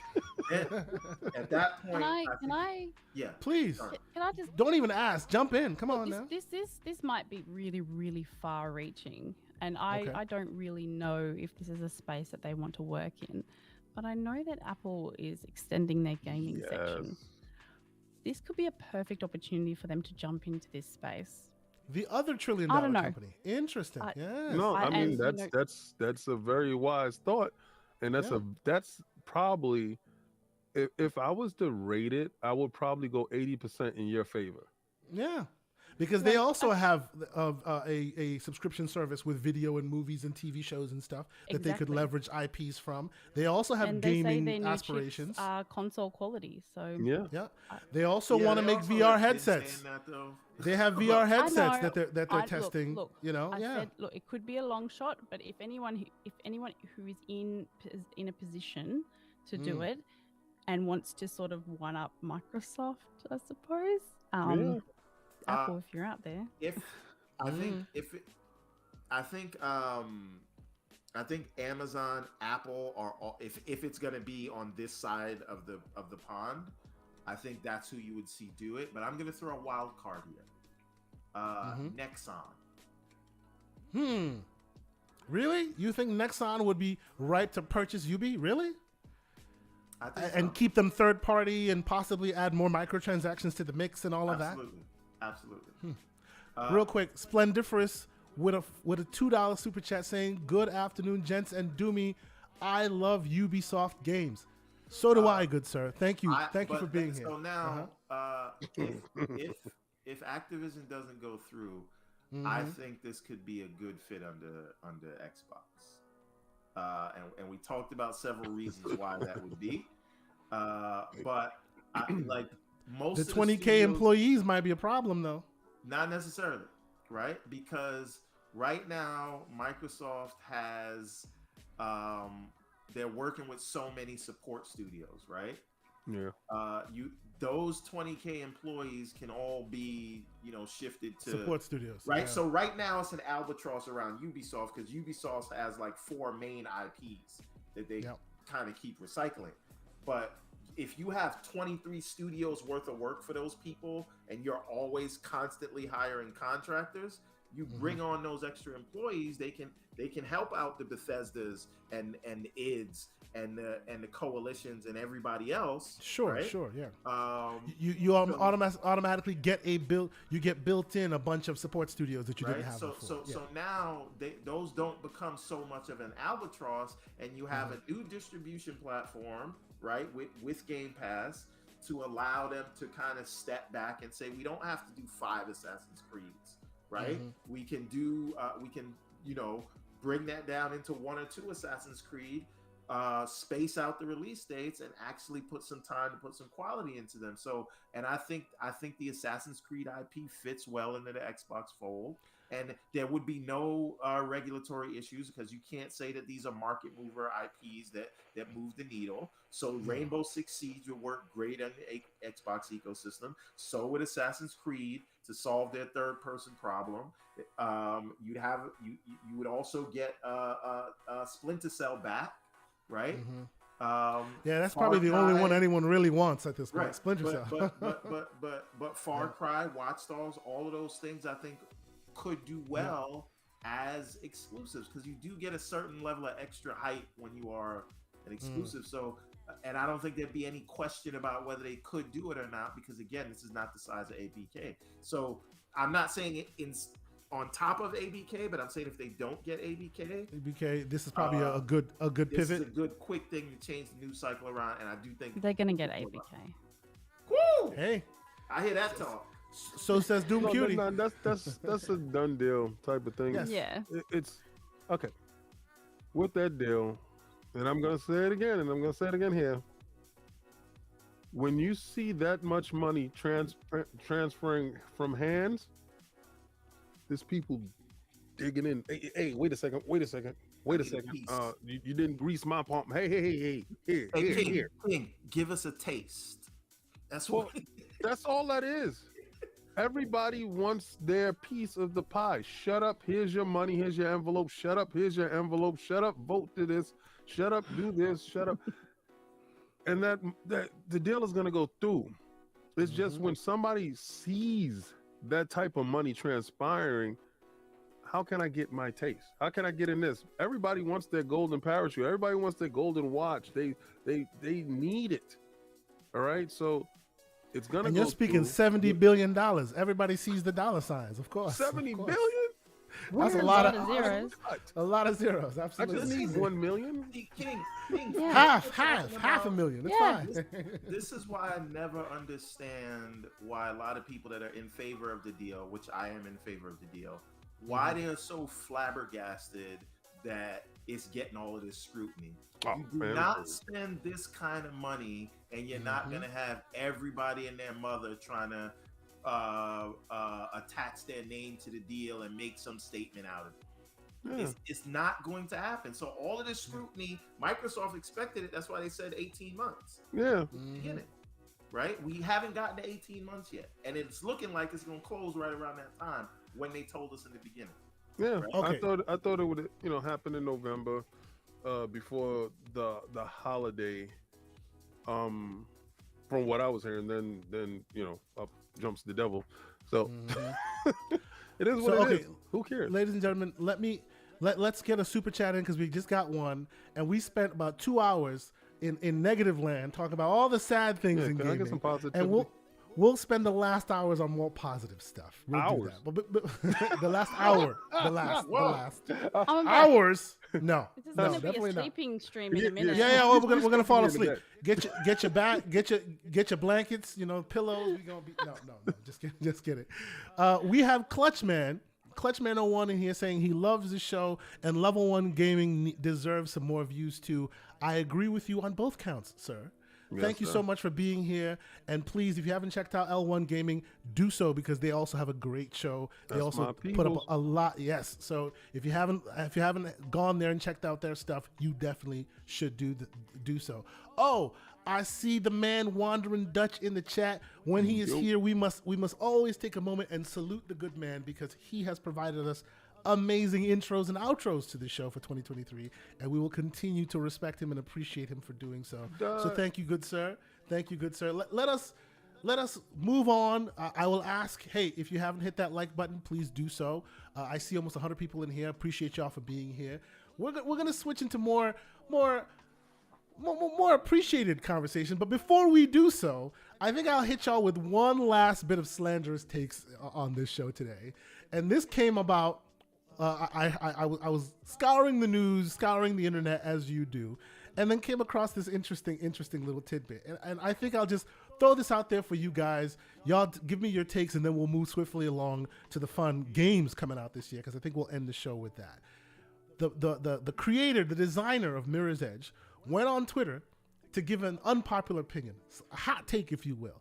And his hot take is achievements/trophies have been bad for gaming.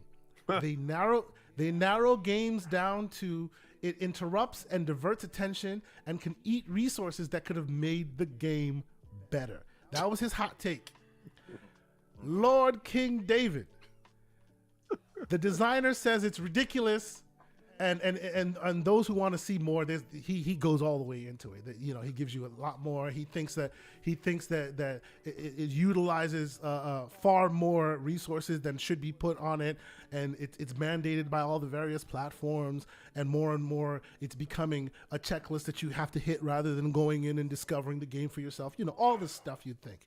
What do you think, King David? Is he out of pocket, or does he have a point? He's way out of pocket. He sounds like a dude that don't want to do the extra legwork. You don't like to have. All right, listen. We need 1,000-point system. We need be able to get to platinums. You don't want to do the extra work.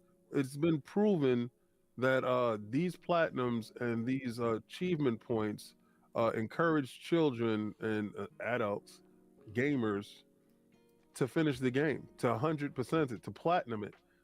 Um, I don't know what rock he's hiding under. Or maybe you're upset because Mirror's Edge is not doing that well and you're trying to figure out your next game.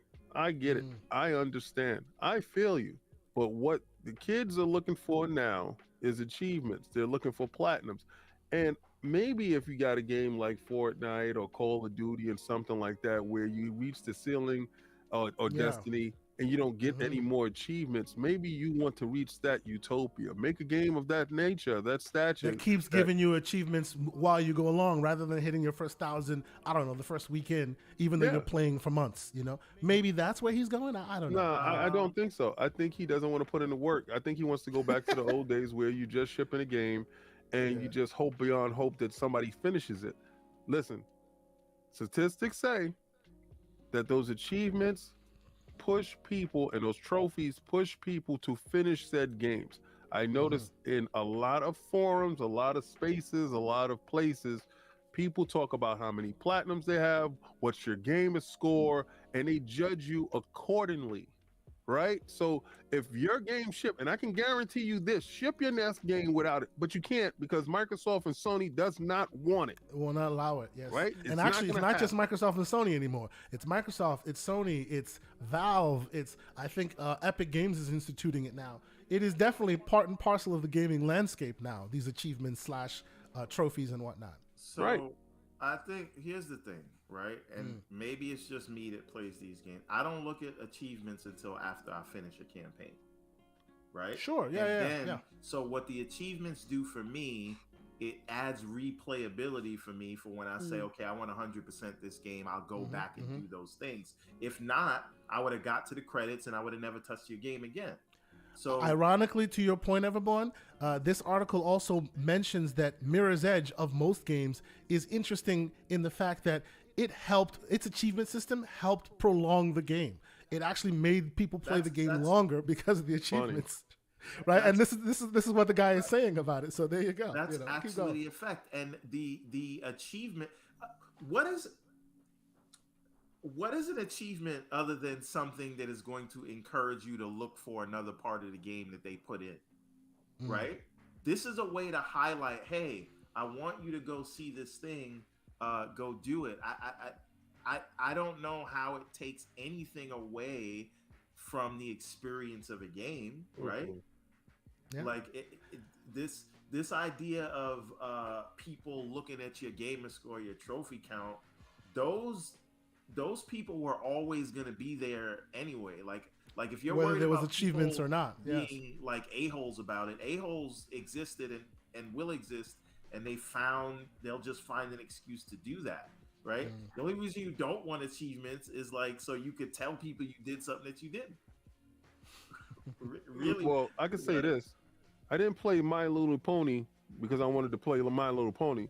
I was playing My Little Pony because I was in a battle with my man Mr. Ha, and we had to have the higher gamer score.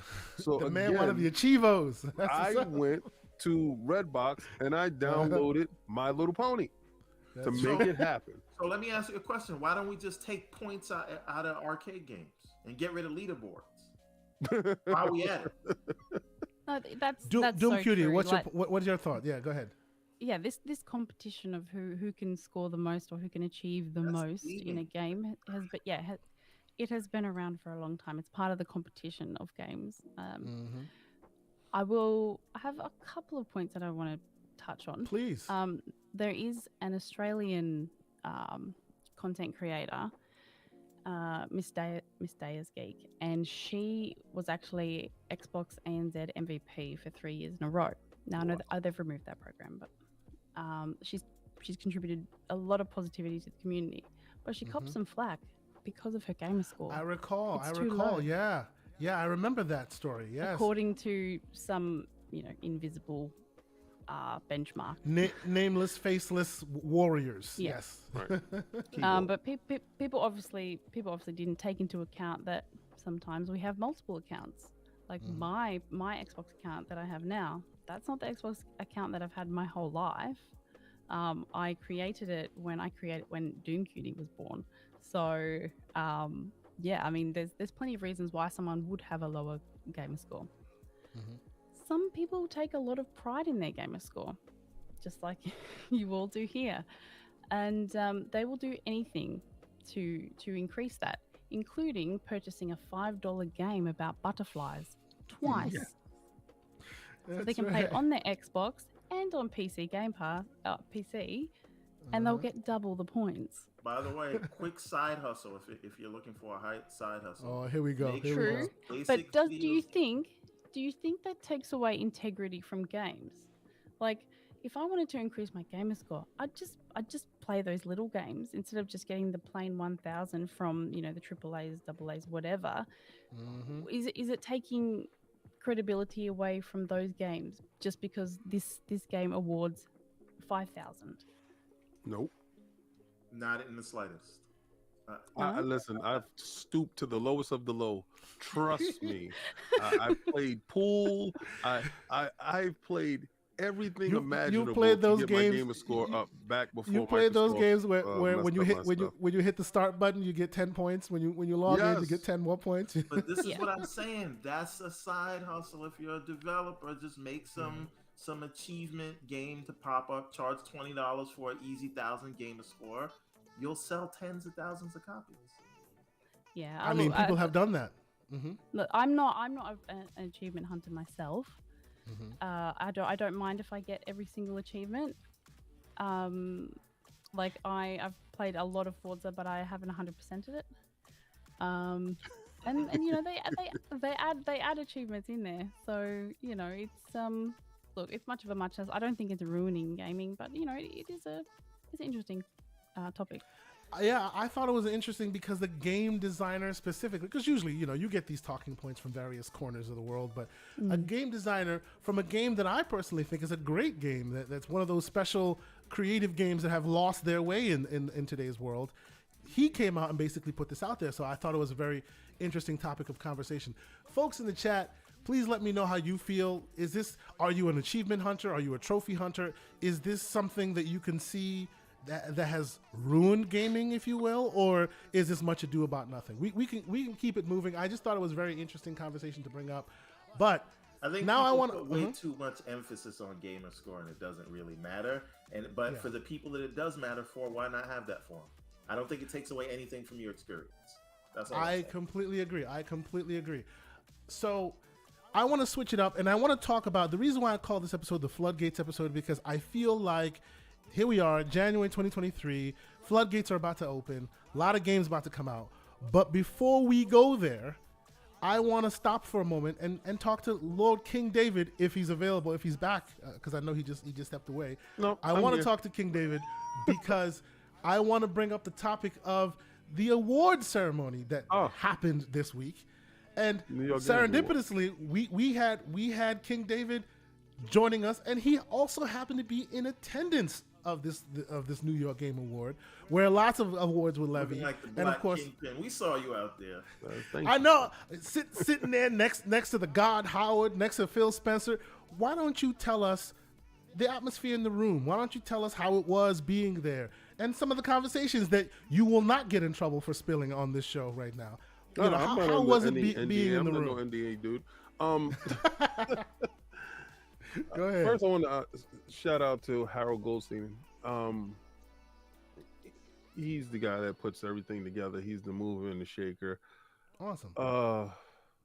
I can't wait to have him on ILP.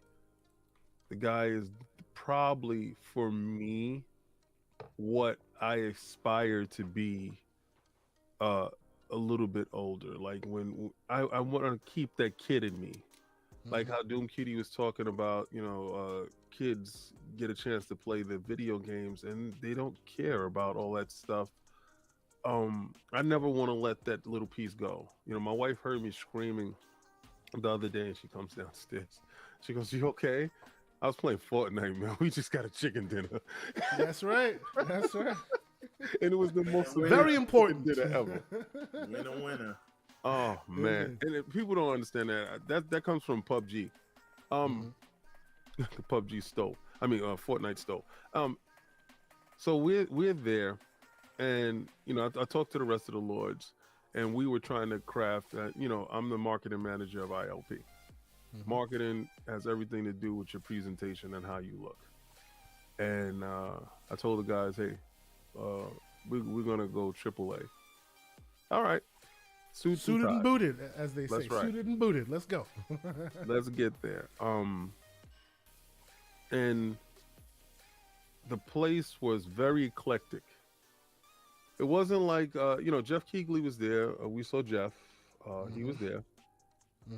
And I mean, you always got to scout out your competition. You always got to check out your competition, right? So I got to respect the Jeff for being there. And I'm sending pictures back to my wife, and she's like, "Well, the stage doesn't look all that big." She was thinking like it was like red carpet and stuff like. The Oscars. Yeah, that's in Hollywood, right? Yeah. That's over there where Jeff does his thing over there. In New York, we do things a little bit different. Like everybody, we talk about the pizza, and they talked about the pizza on the stage too. We talk about the pizza in New York. Not a lot of pop and circumstance. It's functional. You pick up a pizza, you can fold it, pointy, eat it with one hand. You can do something else with the other. Tastes great. It's not no pineapples on the pizza. Might have a little pepperoni, whatever. Doesn't flop. Speak on it, sir. These people flop. with their pineapple ridiculousness on pizza. Oh, wait. Delicious. I like pineapple on pizza. I'm just telling you a classic New York slice. All right. Oh no! I need to be clear. I would never disrespect myself or the business establishment by walking into a traditional New York pizza shop and saying put pineapple on my pizza. Put pineapple. What? That is when you're slumming it at Domino's.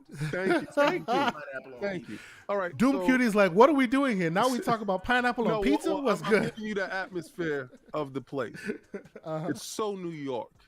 Yeah. You have a melting pot of individuals, style-wise.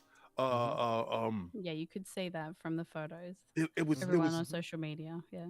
Absolutely amazing.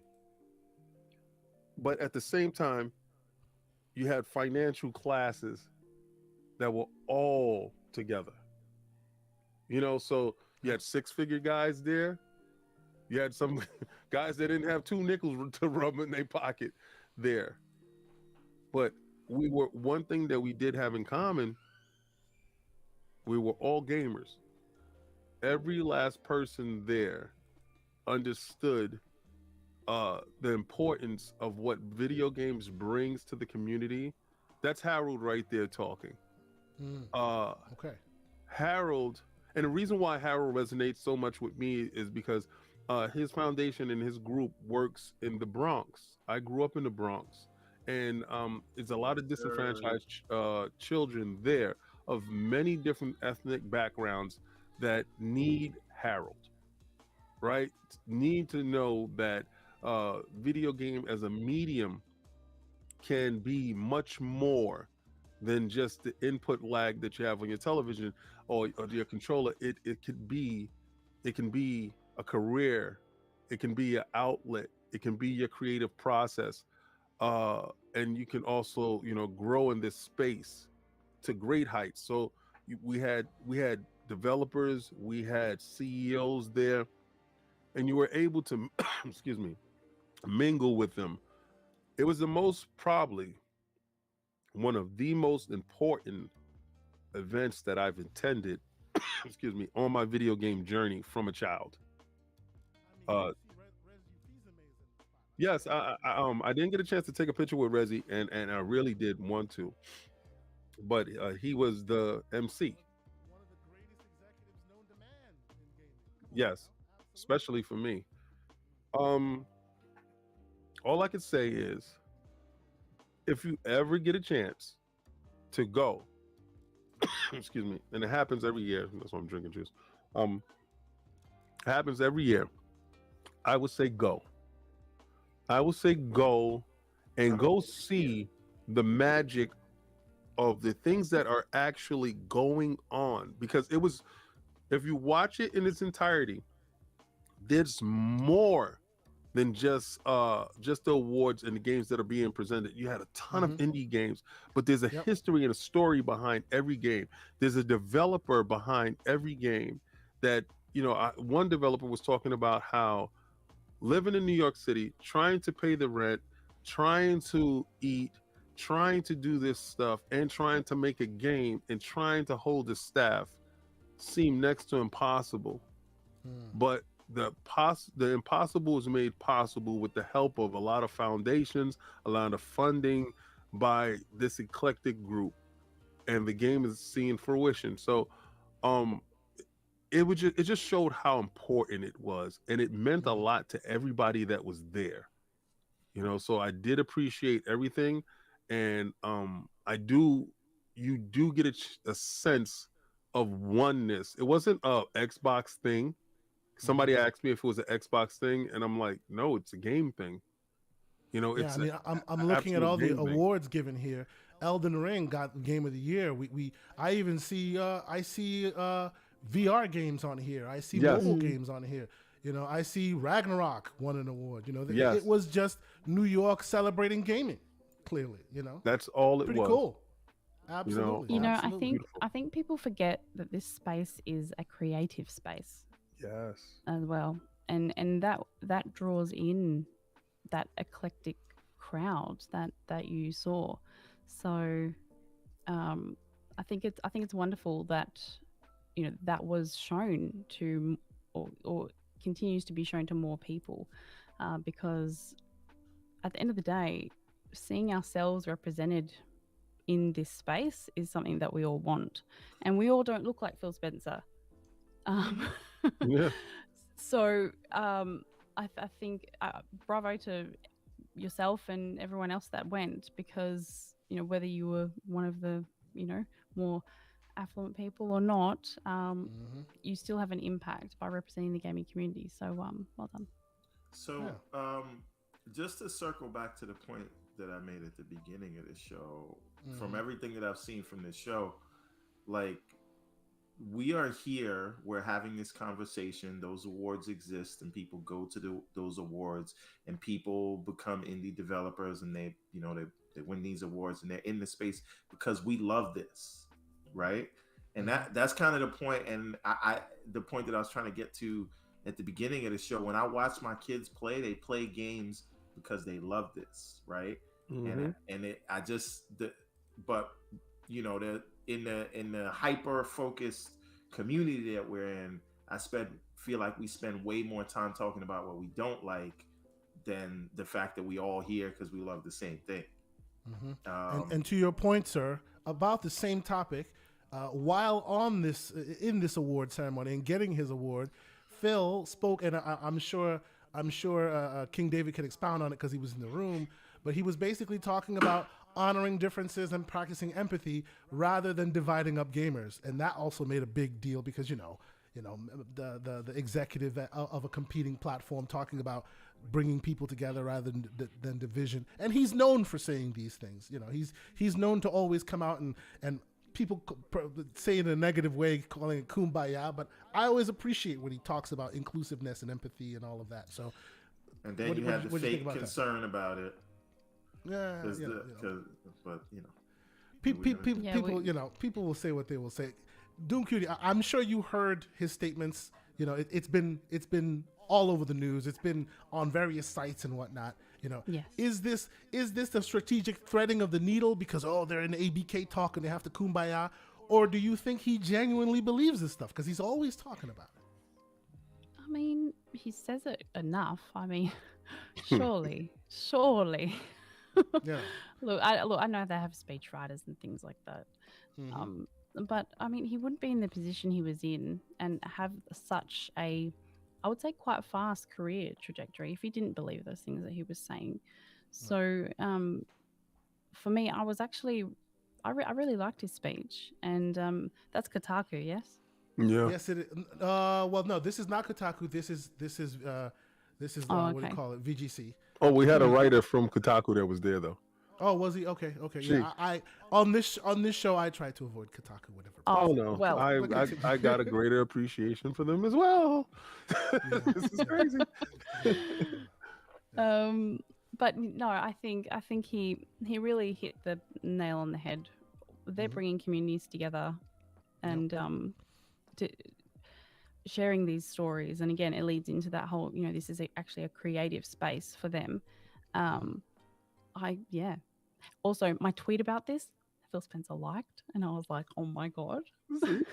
I was pretty excited about that. That's pretty great. That is pretty great. That's awesome. That is awesome. No, I completely agree with you. I always hear people, there they go again, talking that strategic-ish, if you will. Oh, we've got enough, hot takes in the world. Come on. Absolutely. Let's put something positive out there. It's the reason why I don't engage in console warring. Like, yes, I'm on Xbox Infinite. Yes, people on that podcast like to talk about that stuff. I don't. I always bring the level-headedness, and that's my role, and I'm more than happy to step into that at any time, because we need that balance. We need the hot take people, and we need the the kumbaya people. Yeah, you need me, and you need the kumbayas. We need the fire starters, and we need those with extinguishers. Need people like me. You need people Say hello like to the bad guy.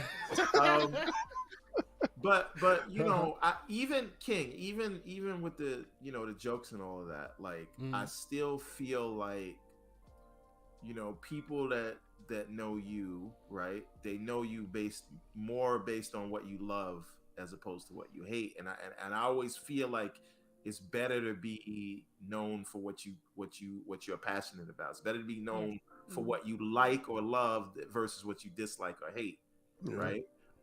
Because your audience, I just feel like you get a better quality audience, right? Than when people know you for what you're passionate about and what you care about. Versus I will tell you, I too want to be known as the guy who loves loving things rather than the guy who loves VR. Hating on things. Yeah, like VR, exactly. I'm gonna put my wife in VR today because something happened, and I was showing a TikTok, and she didn't know that you can actually meet people in VR, communicate with humans, like the metaverse. Yeah, exactly. So that's what they were talking about. And she said, "Wait a second, you can exchange numbers and stuff in there." They're like looking at me like, "Now, if you lie, you're gonna be in trouble, right?" So now I got to tell the truth. Now she wants to see like what it is. And I said, it's like any social space. You're just not physically in front of the person. You can go to the movie theaters. You can go to basketball games. Throw virtual popcorn at the screen. Ladies make money on there doing. Oh my God, she's not going to be on it. King, you might not be on it no more after that either. Well, I listen. I already knew that I signed my own death warrant. Oh boy, with it. But it's cool. Boy. But it's opening up gamers or people to a different way to experience games, and that's what that show was about, man. Totally. They gave out VR codes, right, to a VR game to a guy. I hope I'm getting it right, that he was based in France. He made the one game, and he made a game of Studio 54, an actual reproduction of Studio 54, and it looked great. You were able to go inside the game and see Studio 54 hitting music pounding in the background and see the lights and the stuff like that. Did you see the people doing cocaine in the bathroom? Shh. Oh Lord. But they did. Listen, shout out to Harold. He made a joke about it, and everybody erupted in laughter.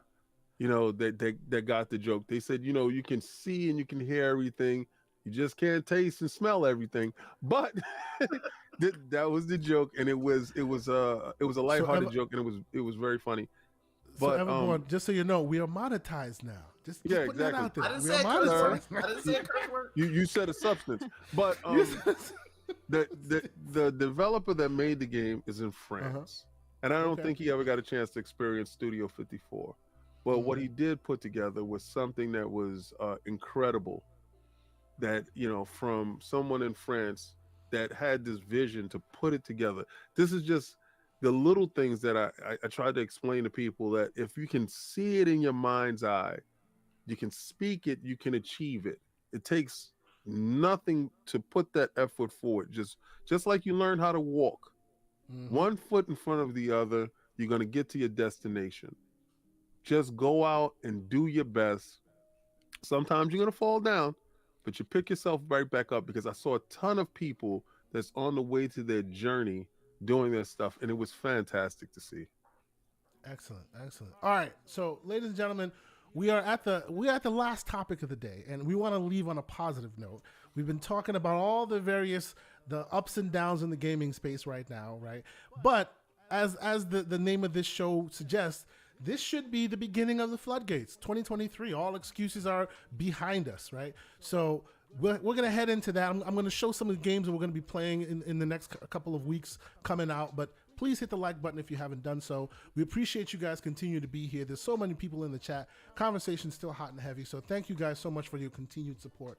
So let us move on to 2023 and some of the games that are coming out. Now, I call this Floodgates because I feel like the narrative of games coming out and things that gamers should be talking about should be more about the games, but it seems like we're hot and heavy still in all of the various Michigas and all the various shenanigans going on in the gaming space. So this is... Well, but us on this show, I think we want to be the ones waving the flag a little bit, going, hey, by the way, there are games to play here, and you guys should be paying attention to it. So just as a quick aside, here's January, right? Stranded Deep, Mortal Shell. Many of these games have been out, but these are either on Game Pass or coming to Xbox consoles on Game Pass. As you guys know, I have started playing what do you call it? Monster Hunter Rise, as well as still in the opening tutorial. Still in the opening tutorial, yes. And if you think that's bad, Persona 4 Golden, you'll be playing for 180 hours before you understand what that story is about. But it is considered by many to be one of the greatest RPGs like ever made. So there are lots of games coming, and this is just January. I will ask you first, Doom Cutie. What are you looking forward to in the next coming weeks and months? Because it looks like there's just so many. I can keep rattling off games. There's just so many games coming. Are you focused on anything new coming, or are you still waiting for your Forza Motorsport? Because I know you're waiting for Forza Motorsport. Go ahead. I am waiting for Forza Motorsport, of course. But probably, and this might be controversial for some people, but the next title I'm excited for is Hogwarts Legacy, and that's coming in February. Awesome. So that will be taking up a lot of my time. In regards to Game Pass releases, I usually just jump on what my friends are playing, just because most of the time we play together. So yeah. Awesome. Absolutely. I'm coming. Oh. Lunch is done. He's being called. Yeah. Splendiferous in here with a $2 super chat saying there is beauty in loving games in all platforms. Thank you, good sir. That is what I'm here to preach. I am a gamer. I'm not an Xbox gamer. I'm not a PC gamer. I'm not a VR gamer. I am a gamer of all stripes. All stripes, ladies and gentlemen. And you can be too. Hey man, if you're here for the box, that's you. There's no issues there. As long as you're not hating. Go. What? Damn it, I missed that one. I missed that one. As long as you're not hating on others, right? I think we are all appropriate to be in here. I'm sorry, Doom Cutie, you were saying. I'll have you know, I've actually pre-purchased Hogwarts Legacy on Xbox and PlayStation. So wow, you've double dipped from jump. That's amazing. Plus the collector's edition. She has to get those extra missions on the PlayStation. I get it. I understand. True. Yeah, there are. No, you know what? I've said this before. Mm-hmm. Okay, so when they first announced this game, number one, oh my god. Second, everything that was shown was on PS5 or PlayStation. It was always part of PlayStation showcases. Didn't hear anything anywhere else. I was convinced that this game was a PlayStation exclusive. Wow. Oh, so it still works, right? The marketing still works. Listen, hold on. Now, this is no, I'm not dumb, because it actually said that on some of the announcements. And let's be clear, you're not dumb. We're not saying you are. We're just saying that the power of marketing is still very potent. People are still very easily convinced. Well, I just thought, the very first one was released on PlayStation. Perhaps they were, trying to make, an homage. You know what I mean? I bought a PS5 for that game. I didn't buy it for God of War. Wow. Mm. And they got you. I've played God of War because I have a PlayStation. I call it my God of War machine because I don't play any other games on there.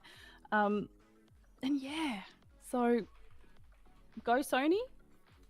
Yeah, good marketing job. They got my $950. That's for sure. Wow. They use the Guardian tactics. Now the thing is this. It's interesting you say that because I watched something play out that I didn't comment much on. And I'm gonna give my thing because my food is Oh yes, please. King David, go everything ahead, on go ahead, Game yes. Pass and anything exclusive to Sony and Zelda. Yeah. And Zelda. Hey, I'm not mad at you. Yay, sir. games!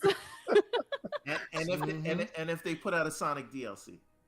And you know what? We're towards the end of the show, so we're gonna end it anyway. Let me let you, Everborn, hit me with what you think. You know, the Floodgates games coming out. I know you're playing Rise like me. What else is coming for you? I don't know if I'm gonna keep playing Rise. Like if I play it for another hour and I'm still in that first mission and they throw all that text at me, they're done. Okay. But the thing is this. I want to shout out to A. Rodimus in the chat because he talked about two of my most anticipated games, which are Flintlock and Ravenlock. Those are two things that were showed off in the two Lock games. Show. Yes. I feel like they should have. Feels like they're wearing the same dress to the Oscars or something. They should have figured out that name situation. But anyway, those games look super interesting. One is like an action RPG, and the other one is kind of an action Forspoken game that looks better than Forspoken. And then very excited about a game that you put on my radar and you talked about first, at least to my ears, Atomic Heart. Looks super interesting.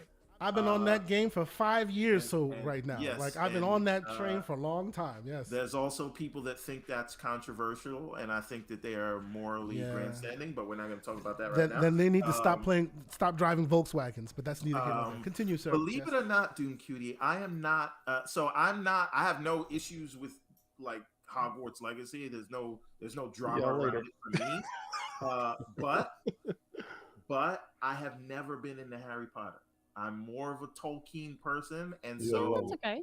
It just hasn't done anything for me. So if it comes to Game Pass, so you'll be playing Gollum then. We lost him. Hold on. That didn't look good either. Yeah, you know, we this is what happens. We lost him. Hold on. No, his lunch. Let's came. get him back. His lunch came. He had to be out. Okay, let's get it out of here. Okay. So he's back. And of course, we're on the wrong screen. Now we're on the wrong screen. Look at that. We're on. We'll fix it. Continue. Yes. Yes, I have half of you. I'm going to fix it. Flintlock, Ravenlock, Atomic Heart, very big. Super excited about Stalker 2. My most anticipated game on Xbox, at least, for 2023. I think Starfield is the most important game that comes out this year across the board. Yes. Just because of what it means for the industry and setting of a tone and Xbox having a new IP that all eyes are on. And if that delivers what it says about this direction and these investment that Microsoft made 5 years ago. And I know they just bought, what do you call it? But that's all in the making to lead up to now. So everything that Xbox is doing leads into Starfield, right? Yeah. However, the game I'm most excited about for the year on the Xbox side is Redfall. Wow. Interesting. Okay. They've sold me on it in the vid docs that they have done. They sold you on it. They sold you on it based on the information they've provided, not your knowledge that Arcane is making it. So Arcane didn't do it for you. Arcane's making it because I just beat Deathloop and it was. Oh, you beat it? Yeah, I beat it. It's the first game I beat of 2020. But you did not like it. It was fine. Me not liking it is because people are saying, like, because of the score that it got and the fact that it was nominated for Game of the Year. I don't think it was Game of the Year quality. So it is all based on the deep dives that they have done so far. When it was first announced, I didn't care. When they were talking about it being some Left 4 Dead thing, I didn't care. And then they started explaining it, and they started showing the world, and they started showing some gameplay, and that has become the thing I'm most excited for. But I am the most interested in Starfield now. Going forward, Stalker 2 is another one. Super excited about. And speaking of Stalker 2, real quick, shout out for those who are not aware, Mr. Boomstick, Double Barrel Gaming, they are doing a giveaway of 15 copies of that game. Why? Because while the studio is at war, literal war, they are still doing their best to fulfill their what they promised to gamers and trying to develop this game at the same time. So, you know, Boomstick heard the story, and I think it's absolutely brilliant that he's doing this. Their own money, more folks within the community are adding more money to it, and they're literally giving away 15 physical, actual copies of the game to make sure that the studio gets as much money as they possibly can from this game. I think it's brilliant. If you haven't heard about it, shout out to Boomstick. You know, go seek him out, be part of that community, join in, donate if you can, so that he can have more copies to send out, or just at least be there and promote it, because I think that is the community doing good, and more of us should be doing that. So shout out to Mr. Boomstick for that great initiative that he has started. But to your point, Everborn, continue. Stalker 2, really exciting for that. Yeah. So Stalker 2, Atomic Heart, Flintlock, Ravenlock. I'm gonna give even Minecraft Legends a shot, although right now, believe it or not, Minecraft Legends is probably gonna be the biggest game on that list. People keep giving it short shrift. It will be the biggest, the most played game on the entire list, I suspect. Obviously, Tears of the Kingdom. Obviously, Spider-Man 2. I'm gonna give Final Fantasy 16 a shot. But the other thing is, and I suck at fighting games, but I am day one purchasing Street Fighter 6 and Tekken 8.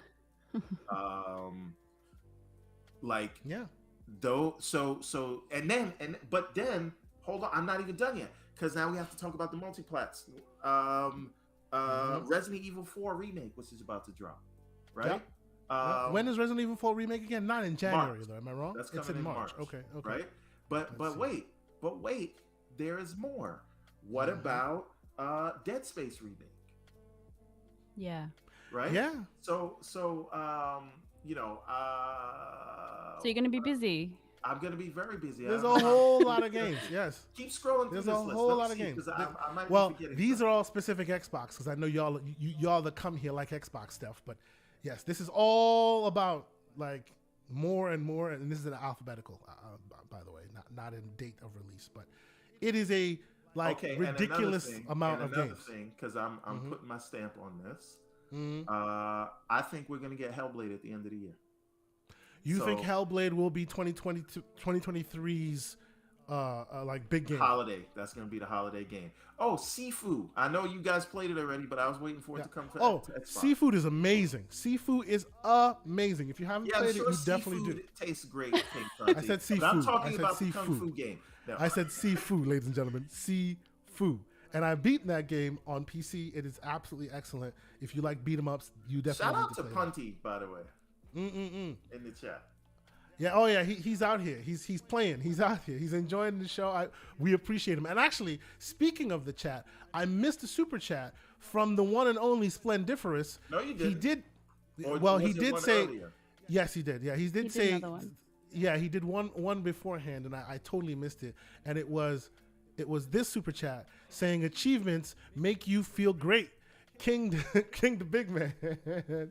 Yes, we love achievements. I personally think they should do more in achievements. I think that them leaving it the way they have, oh yeah, now these are achievements, you get them. They should evolve them beyond where they are now, right? Like there were talks of achievements in real life. You know, Microsoft was talking about, hey, if you're a good gamer or you're a good ambassador and you help others get to where they need to go, maybe there should be achievements for that as well. I have no issues with that. Whether I engage wholeheartedly with it or not is neither here nor there. Many people, like Doom Cutie was saying, many people really love that stuff, and I think we should continue that trend. We should keep we should head down that path. So I do appreciate your super chat, Splendiferous. Thank you so much for being here. I think we're rounding the bottom of this episode. Any games that you guys that I haven't brought up? My games? Oh, okay. Well, you've already Everborn. You've already called out the game that I'm most excited about for this year. And what tends to happen, and I've learned that over the past 2-3 years or so, what tends to happen is at the end of the year, when you ask me what my favorite game is, it's a game that I never thought possible. Last year, believe it or not, it was Vampire Survivors. At the beginning of 2022, you told me Vampire Survivors is going to be my game of the year. Even showing me the game, I would have told you, get out of here with that ridiculous. Hey, also, one thing that Splendiferous said in the chat, where's Keen and Bridge of Spirits on Xbox? Now, I bought that for PlayStation because I heard the developers were, I heard it was indie devs, and I couldn't believe that when I heard it. And then I heard they were black guys, so I'm like, I definitely got to support this. And then I played it, and I got stuck on the first boss, and I never went back to it. I would love to. It's not an easy game. It's a hard game, absolutely. And play it on the Xbox. You know why? Yes. Because I want to get the Xbox achievements. How about that? Oh, here you go. Bring Another it all benefit back. of achievements. So there you go. Yeah, yes. I don't know. Like when I get trophies, I don't feel the same way as I feel when I get gamer score. I don't know why. Gamer score is better. That's why. That may be both of y'all console warrior part speaking right now. Good. Interesting. Interesting. Look, maybe. Interesting. Shout out to Mr. What's his name? John Wolf. He literally returned a Steam Deck because it didn't have Achievos popping like he was used to. So it works. It works. It really does. Though it pushes people to stay in the ecosystem. There's nothing wrong with that, you know. So no, I appreciate you guys for being here. Achievements have made me buy games twice because PlayStation money hats everything, and then it comes to Xbox, and I'm like, I bought it. I never got to play it. I'm gonna go buy it again, play it on the Xbox to get the achievement. So yes. I'd say I double dip all the time. And lucky for me, at least on Xbox, they'll put it on Game Pass for PC. So I'll just, Monster Hunter Rise, play it on PC, gonna play it on console later, and the saves not both the AAAs though, not all of them.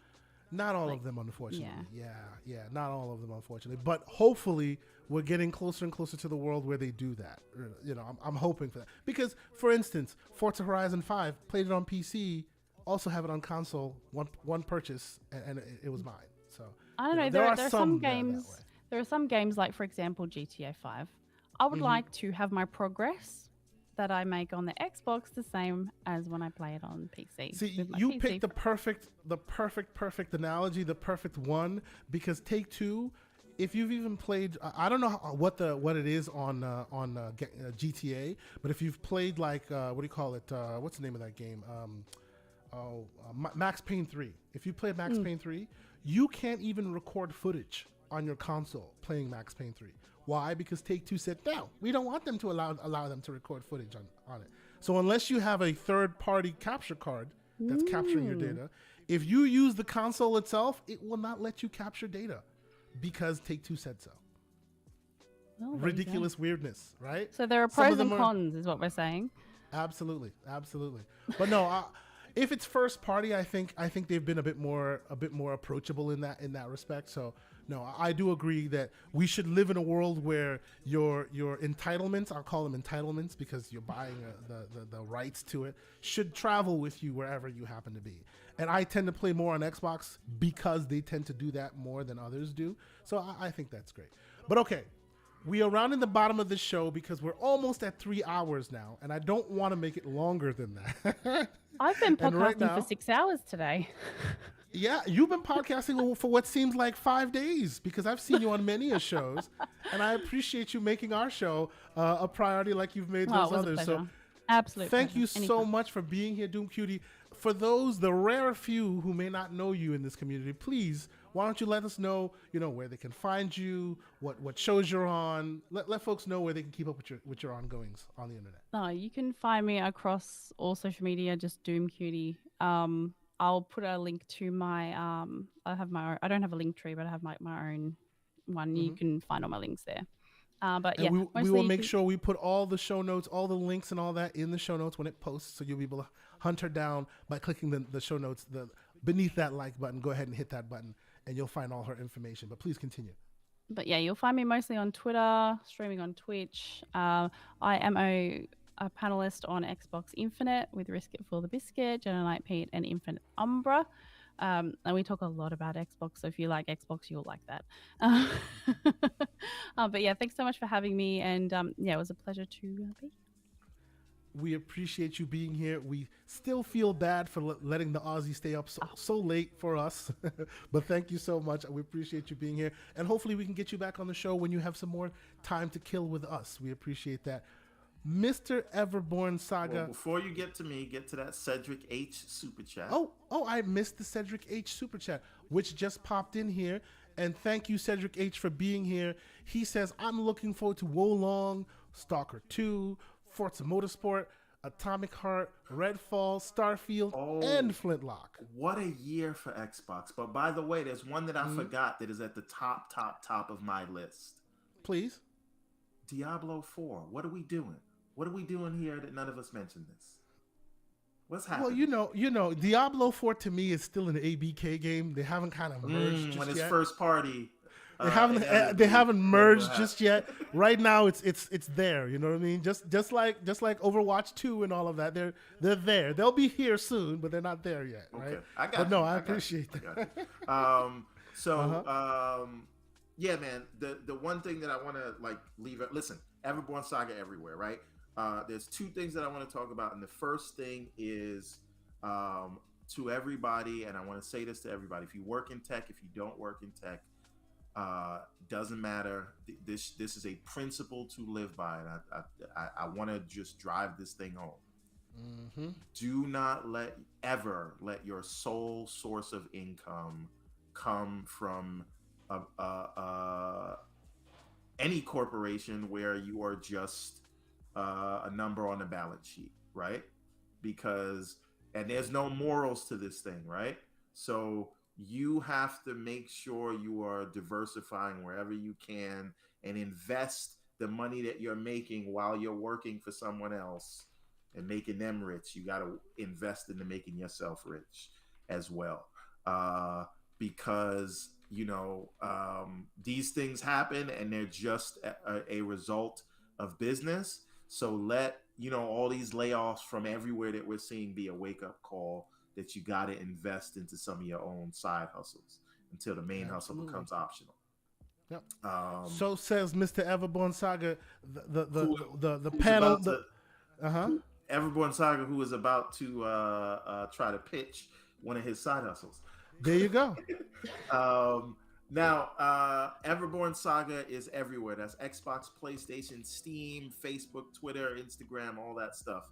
But I want you to also go to EverbornSaga.com right now and pick any of the comic books you see at the top of the page, because obviously we make a comic book series that's set in a fantasy world that we like to call X-Men meets Lord of the Rings. Read the books, you will understand. But if you want to we have a very big year coming for 2023. We have 4 projects in the works as we speak. We're going to get a big announcement soon in the coming months. But if you want to get caught up to date on the EverbornSaga, we put together a package. All of the books that we've released so far, you will be able to get for $50 right now. So you just click on any one of the comics and then scroll to the bottom of that page and you'll see the offer that surfaces it to you. And that is because we want everybody to be up to date with the series. And shout out to everyone who took advantage of that. We sold out in the first 2 days, but we got a new shipment.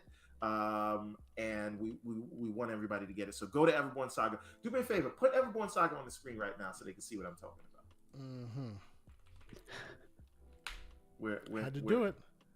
There we go. So we pick a book. Site. Look at this. Look at all these books. You pick a book, you scroll to the bottom, and look at that. You get everything we've ever done. That's over 300 pages of amazing art and story. And it is the culmination of everything that we're working on. And there's 6 chapters in there altogether. And just check out more books to come. Check out this deal to be caught up on the new books that will come out. $50. Also, video games. If you're video giving games Sony coming. $70 for a DLC. Boy. You can spend $50 on this. Also, you can buy this Charge Them More shirt on the EverbornSaga website. Also on the EverbornSaga website. And by the way, it is on sale, down from $69.99 to $29.99. So check that out. Oh, so it's video game prices too, isn't it? I'm charging them more. I don't want to charge you more. By the way, that's really true. If you look at that thing, it says on sale from $69.99. From $69.99. Hilarious. So go to EverbornSaga.com. Get these books. I promise you, you will not be disappointed. And you can reach out to people in the community who have tried it out. They will back it up. And I say that, and with that, I think that's all I got, man. Thank you, everybody, for being here. Shout out to Live Supremacy. Shout out to Jigga J. Shout out to Punty. Shout out to Splendiferous. All the great Shout people out to in Fuzzy here. Belvedere. Yep. Shout out to, of course, Pixel Bit. Shout out to King David for being here. He had to go at the last minute. We appreciate him for being here. The King always provides, and he definitely provided this time around. We appreciate him for being here. And thank you to Doom Cutie. And thank you to Gloom Cutie for being here. Joint. Look at you. Absolutely. Always appreciate it. We appreciate you being here. We hopefully will have you come back for more. Sycamore also. Shout out to Sycamore. As we love getting slanderous on a Saturday morning, but we keep it PG-13. And we're right at that 3-hour mark. And of course, we have a lot of other great shows for you to check out all in this gaming community. I'm sure Living Split Screen is still live and heavy. So go over, check out Steel Rain, check out Pong Soul, and let them know that we sent you. But of course, as soon as I'm done here, I'm going to clean up this thing, put it on YouTube, and I too will be listening and be in the chat for all these others as well. Oh, by the way, I will be on tonight. I think it's 8 o'clock Eastern Standard at the Shop Podcast. So shout out to PTK Blam and the rest of them for inviting me. So you'll see me there. But until next week, we appreciate y'all for coming to check us out. We really enjoy this show every week, and you guys and all your support and your comments keep us moving. So thank you guys so much. And we will see y'all next week. Peace.